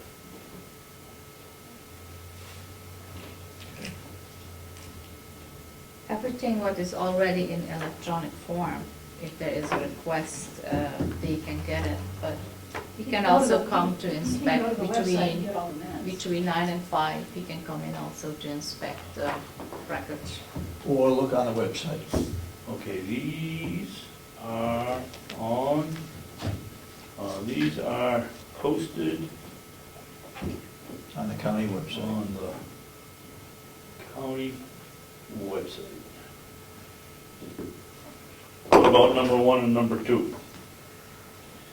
Number 1 I mean, again, does he have any idea how much time this takes?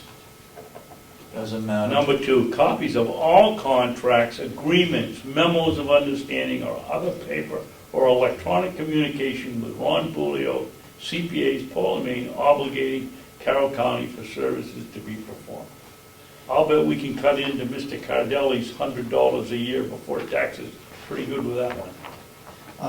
Well, why don't we, is it possible to gather those, put them in a folder and put those downstairs with the public minutes so he can come in and look at those?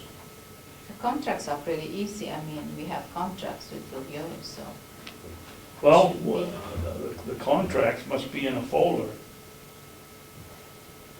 Oh, I would So- think that we could view that, Yeah. but, If he wants copies of them, then they're 50 cents a copy. okay. What was the other one? order That's them. gonna cost, you know, I was being facetious, but that's gonna cost quite a bit of money if he wants all of these agreements, memos of understanding, and other paper or electronic communications. Does he have any idea how many emails have gone back and forth at 50 cents a whack? I don't. I know it's a lot. You've been contacting them, so you must have a good idea. The other part is all payments and disbursements and transfers for the year 2011, 12, and 13. That's fairly easy from that account. I got them right here. You've got them, okay. I would suggest that, with the exception of that last one, that he can find it on the website, all those others should be available in the office, and that he can come in and look at them during the business hours. Would you agree with that? Yeah, Well, so I- anyone can come in during business hours and inspect all the records, or look at the finances. Absolutely. My concern is there's a lot here, and I'm sure that he's going to be going back and forth to these women, asking them, where's this and where's that? And there's a lot of work there. But I guess we have to do it. It's not 91A, but we should be able to put that in the office, and he can come in and look at it. I don't think it's a lot of work. I mean, the contract should be already available. Contracts are there, minutes, I think are on the website.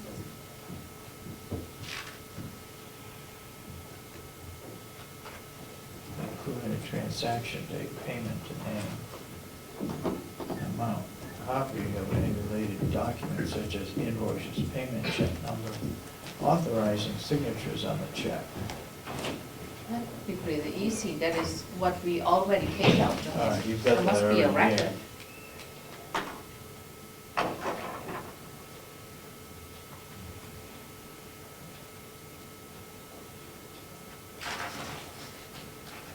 Who signed the check? That's gonna get out every check and see Yeah, whose look out the name on it. checks. Yep. Okay, So what do you wanna do? I would suggest that we have somebody put together that information and put it on a desk, Cheryl's desk, and invite him to come in and look at them. Well, I guess I agree with that, David, but I mean, for instance, who signed the check? Frankly, I don't know what we get back from the bank. Do we get both sides of the check, or do we get or just a written statement that the check was there and it was signed? Then do we give him a whole box of statements for this account, say, here, go do it? Now, I don't see why we should be paying our staff $20, $25 an hour to be chasing around for information when they can do it themselves. The checks must be ready available. He's only asking for what? Is it for the checks that we pay out, the audit company? Yeah. That is only a few, I guess. I don't think it's a lot. They should have it there. They can look it up easily, how much we paid and that we Well, signed the check. you're right, Asher. He might- He's only asking for the... For the, yeah. So that should be. Well, what's that 11, 12? Well, wait a minute, the auditing account line, and that's for 2012, 11, 12, and 13, so it isn't just Bulio, it would be John, Rich and whatever their names are, Yeah. and Lyford, and Mason and Rich and Mason, Rich, Lyford, and anybody. How about the other person that Lyford was sending the stuff to, the new intermediary person? I don't, who's that? That was John Lyford, Preparing, though. There was Lyford another was one? preparing it for somebody else under the new regulations. I don't know. I get the person's name, but it was going to them. All right, so you got the payments that were made to Mason and Mitch, Mason and Rich. Yep. You got those already. Kathy Armstrong will have to look up the checks. That means they're stored somewhere. I know Kathy Geary has it on computer as to what we paid, but she doesn't have the checks. So So someone's somebody's gotta gotta go go dig the check, back dig and the look checks at- out. Yeah. Yeah, but this is recently, I mean, he's just doing work for the last several months, and Mason and Rich did it, he wants Mason and Rich checks, and they're 2011. It's gonna Well, take, Who knows- ev- who but knows what everything box is they are. electronically also, they have the finance. but he wants to see the electronically. check. He wants to see the checks. We've got it electronically, yes. Yeah, and But there he wants should, to there see the should be check. also bank statements that we pay that, there should be bank statements, that is electronically, and they file it, so it is 1 year, so they just go where they file it for that. I would year. suggest that we give that to Cheryl Mhm.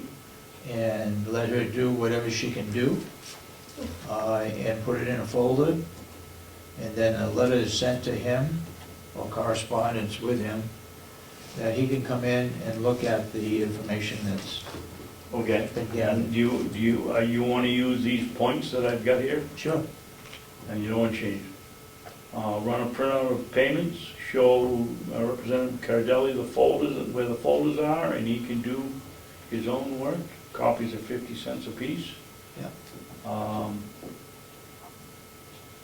Direct him to the information and then let him find what he wants. That's about copies of contracts and agreements. Yeah, And the last one, we all agree on, it's on the website. right. We don't know what minutes he's looking for, so, Except, didn't you just read the minutes from Bouvier? That is what he said, he's talking about the audit company, so I. Dates and copies of minutes of commissioners' meetings, public or non-public, during which votes were taken obligating Carroll County for services to be performed by Bulio and Company, CPAs of Portland, Maine. okay, I don't believe there was any discussion in non-public regarding payment. No, I don't believe It was, either. should have been all in public, No. so that should be available, I guess. And he can look it up either on the website, or he can come in and look at the folder that we have, that we keep all the Okay, public minutes in. All right? yeah, and that concludes this week's lesson.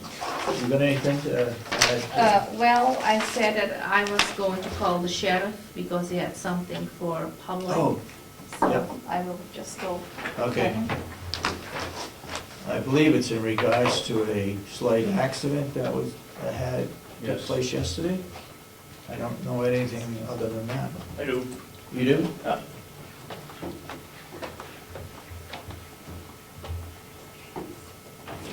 He's very happy that it's only a small ding. Is that right? Could have been a bad one. Along with that letter that you just read from Quebec, Mhm. I was at the village store this morning, and an individual there who lives the next house down, and if anybody's been by the Eaton Village store, the road's very narrow. A lot of cars park along there for the restaurant, And they get the little picnic area in there. and a picnic area, and he said that a sheriff deputy had stopped somebody there, and he was grateful for that because there seems to be a lot of speeders that go through there, or cars go through there very quickly. And he said even one case where a car had passed another car right in front of his place, and it's just right there by the store. So he was thankful that a deputy was there. He offered the deputy to park in his yard if he wanted to. But anyway, it's another case of thanking for the sheriff's department doing their job. Sort of like the water bill downtown, and now the local people are paying for the water. You happy that we're paying for your police force over in Eaton? Sharing in it, helping you out? Yeah. Okay. Okay, we're just gonna wait for the sheriff. I don't have, I think that's it, Dave. We got one more, we got the pro share money thing that came in, yeah, which was pretty substantial. it looks like federal share for the counties was $1,175,933.50.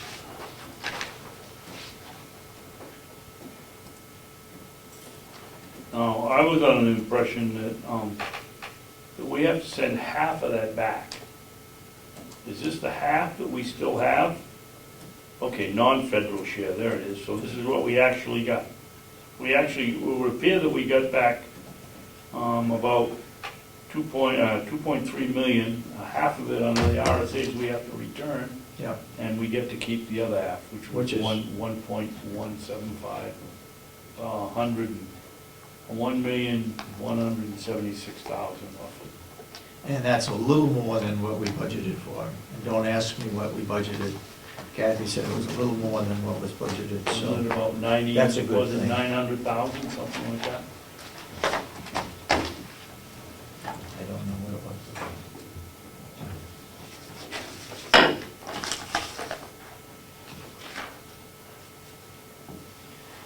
Okay, you have anything else? Nope, that's it. I'm waiting for a sheriff. Okay.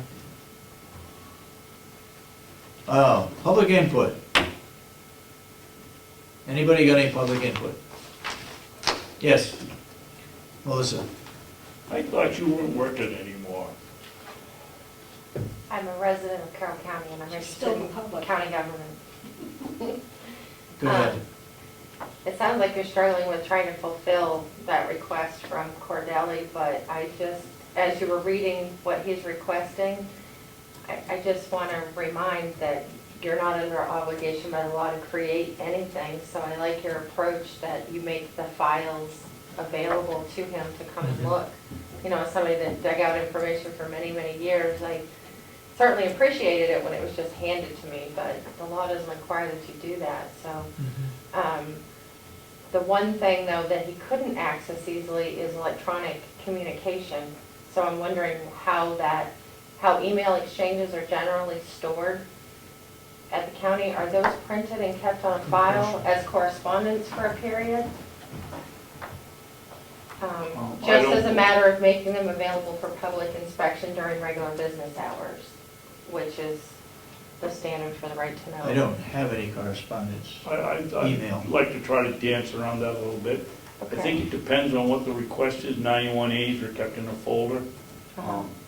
All the emails we get that come to each one of the commissioners, I don't believe are kept. They're just kept on the computer and in our server.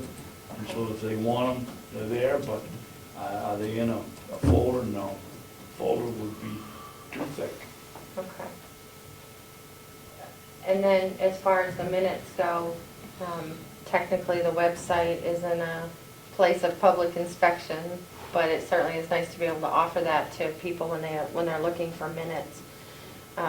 Since electronic file storage hasn't been accepted or funded yet, one of the things I would like to see is the ability to search minutes using a term.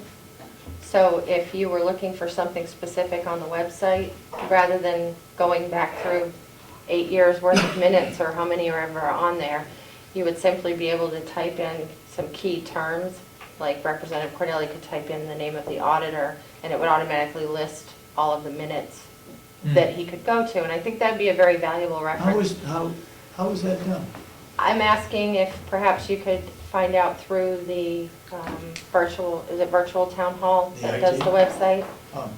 The website company, to see if that's something that might be added on. You can do it with the readable OCR. With what? Searchable OCR, instead of storing it as well, sometimes I think it is a PDF, but there is software that can actually read words and you just feed it That through a scan. would be very helpful. I don't know if maybe the, OTR? OCR, OCR. stands for Optical Character Reader. it's just come up many times, you try to remember, you know, that vote that was taken or that subject that was discussed, like the day we were talking about when the delegation said the 18 months. And I found it because I was able to search on the web for a news article that told me what meeting it happened at. Yeah. But it seems it would be better if you could go right to the website and search to be able to pull up, to help people with their research. So, that's it. Very good. Thanks. What did Yes. you find out? He's at lunch, they were going to text him, so I think he's on his way.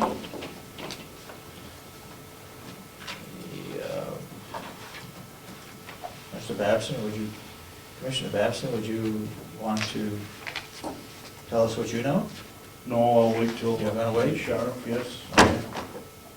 I know nothing of what he said when we left. guess it was an accident or whatever. His We vehicle had just- another incident yesterday, and he'll tell you about it. Do we want to wait for him? Does he eat Well, fast? he's on, he's on his way, I guess.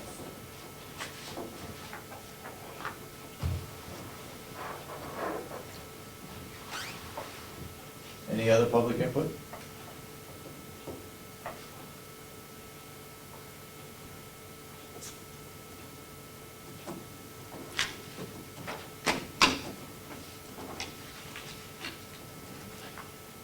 Commissioner Babson, have you been involved with the farm, or what's going on at the farm?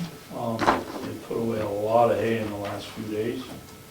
Do we have any reports this week? Oh, yeah, I did something this week. I did find a dump truck. It's got 200,000 miles on it. I don't know, it's a Ford 350.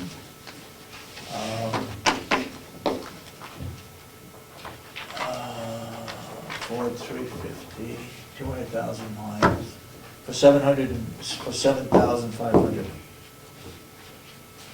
And if it's taken right away, it could be cheaper. That's a lot of miles, isn't it? I informed the superintendent of the farm, and he said if they have a rainy day, they'll go look at it. It's in Conway. It's located right next to the transfer station.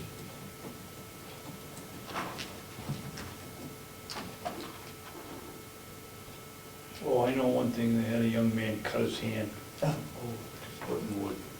We really ought to have a small wood splitter over there. Is it with the axe?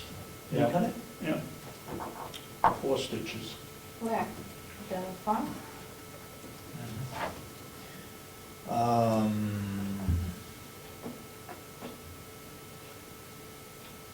Did you check, I think I told you that there was a wood splitter there. Runs off one of the tractors Yeah, well, that's the problem, they need the tractors to do the work. to do the hay. You know, what we ought to find one like mine, I've offered them, let them use mine and just to see if it works, because it makes more sense that you take the 16-inch piece of wood and put your hand around it in the middle rather than on the end. But he didn't do it on the wood splitter, he did it chopping wood. That right there is a result of the wood splitter. Got my finger cut in that. Oof. We won't use you for training the inmates. No, I won't train them. Well, has Will looked at the possibility of getting a small wood splitter? No, I don't think so. Here comes the sheriff now. Did you get your dessert, Sheriff? Come on out.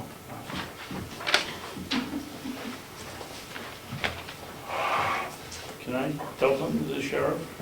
Well, after he gives us his report, whatever it is. Well, I wanted to talk to him before, because I'm really impressed with this action right here.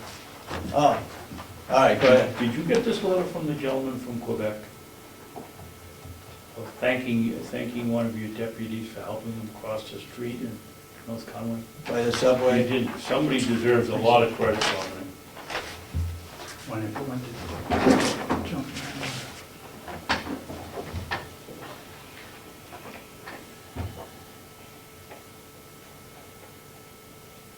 No, I will look that up.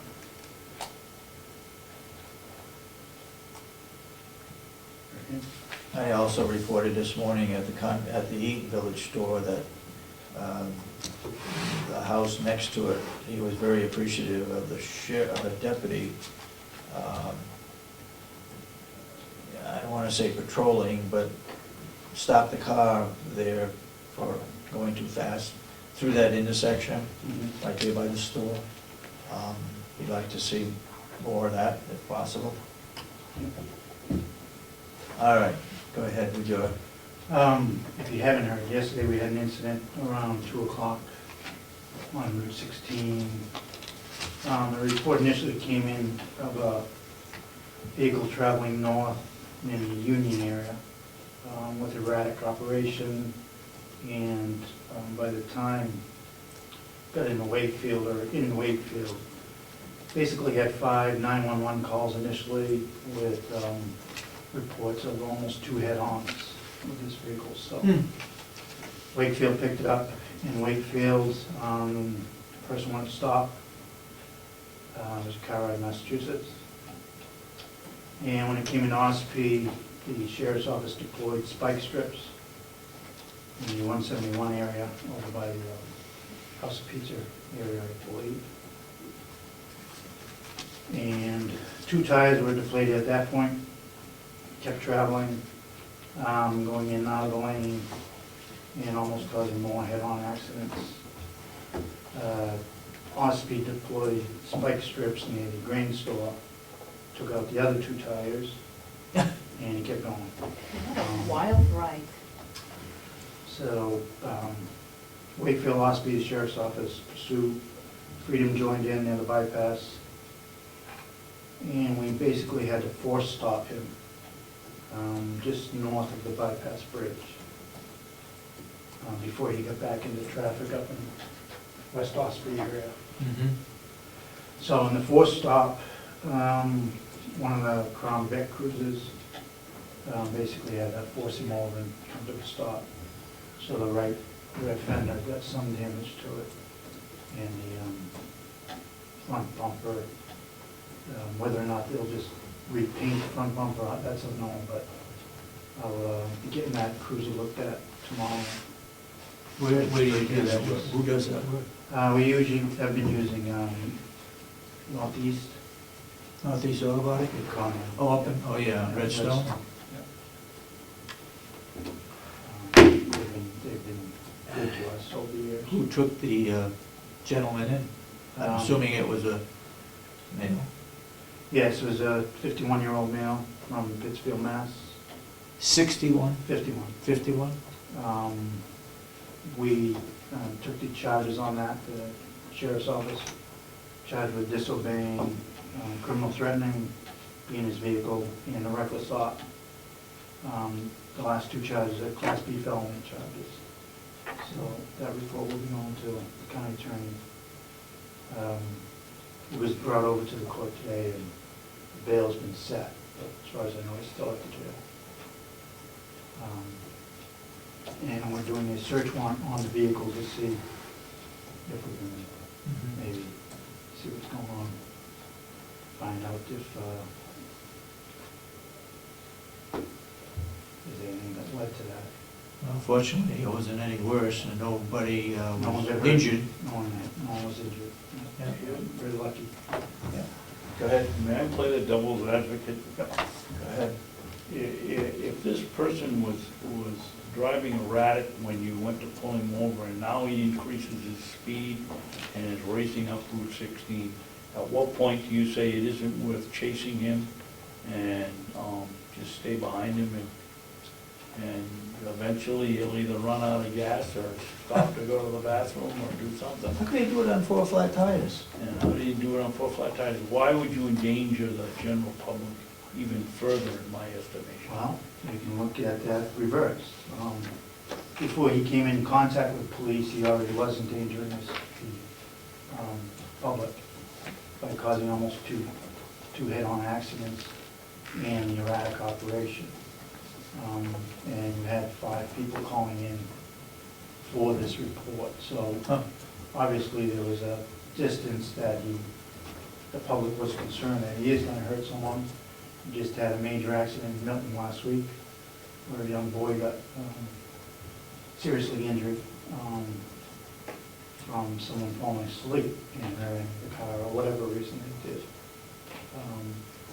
We've had a number of head-on accidents around the state from vehicles for several reasons, being DWI, on the cell phones, and other reasons. One was even the guy was suicidal, so he wanted to take a car head-on and kill those 2 people. So there's a number of ways you can look at that. Is it one of those types, and we should stop him before he has more opportunity to do that. Bypass is a perfect area to try and get that done before he gets into the populated area of West Ossipee. And again, he did not, there was no, it wasn't a large speed chase. Because once the tires were flat, we were down to 35, 40 miles an hour. So that's a big difference there. I think it was the proper thing to do. Is it common practice that you would get 3 or 4 or 5 calls regarding somebody driving erratically? Is it common practice that the people Becoming call in? Yeah, it's becoming more common. Yes, Really? Yes, it really is. Yep. Yeah, the public, I think, has had enough, all around. Yeah. Yeah, as far as people endangering other people. And So- they're not afraid to call 911 for erratic operation. Yeah. So that came into the dispatch? Yes, And the dispatch sent it to Wakefield Police Department? yes. It would put a And so they- BOL, a BOL was put out, be on the lookout for this vehicle. Yeah. Wakefield was the first to see it. And they stopped at the Ossipee line and Ossipee Police? No, they continued because the vehicle wasn't stopping, so they're technically in hot pursuit. So now you have 3 vehicles chasing that car? The sheriff, Ossipee Police, and Wakefield Police? And at one point, I mean, it came down to 5 or 6 in the end, so. Does the officer or the sheriff deputy take it upon himself then to, No, they. Forcibly- I was called. you were called? I made that decision. Oh, okay. Yeah. Okay. Does he answer your question?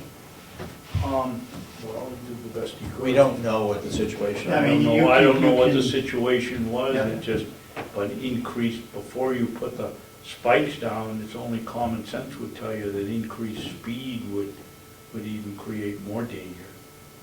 And why not let him go if you know he's going up 16 and put your, I don't know, how do you put your Well, you don't- spikes down and not take out everybody else that's Well, you, driving over him? because you're told where that car is, okay, so you set up the spikes, the location, okay? And then as it gets closer, you're told as the increments come where that vehicle is. Yeah, but what And the about the 3 person- cars beside him?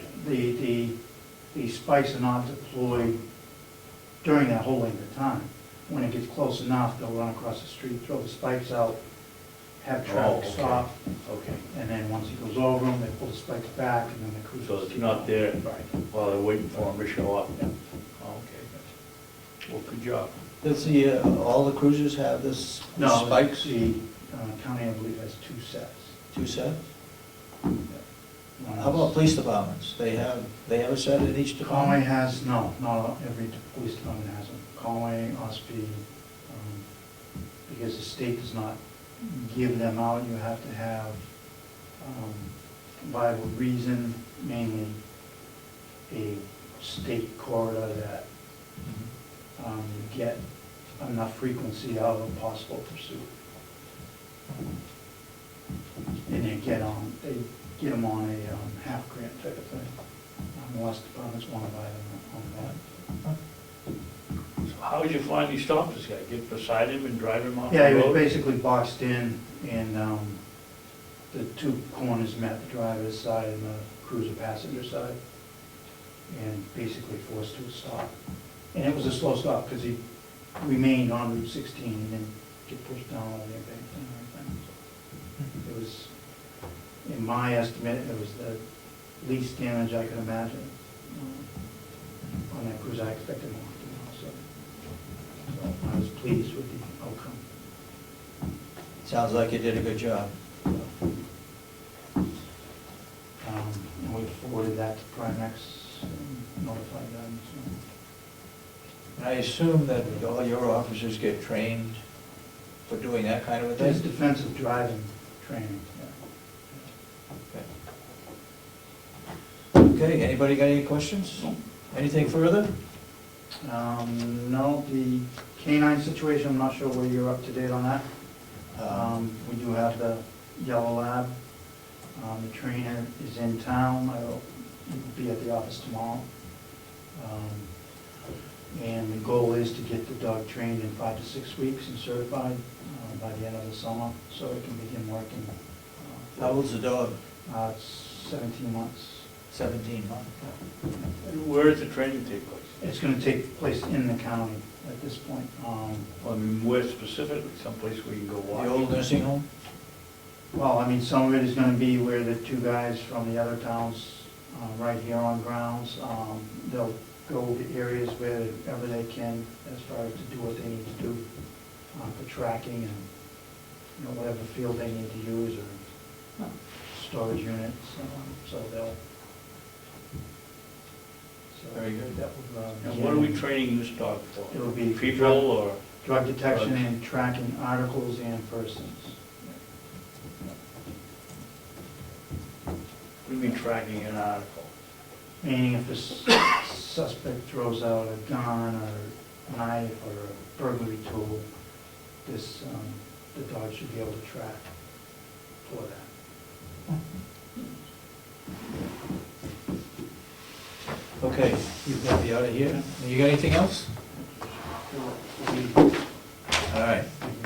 Thank you very much. Thank you. Anything else we brought up today? Do I hear a motion to adjourn? Make a motion to adjourn. Do I hear a second? Second.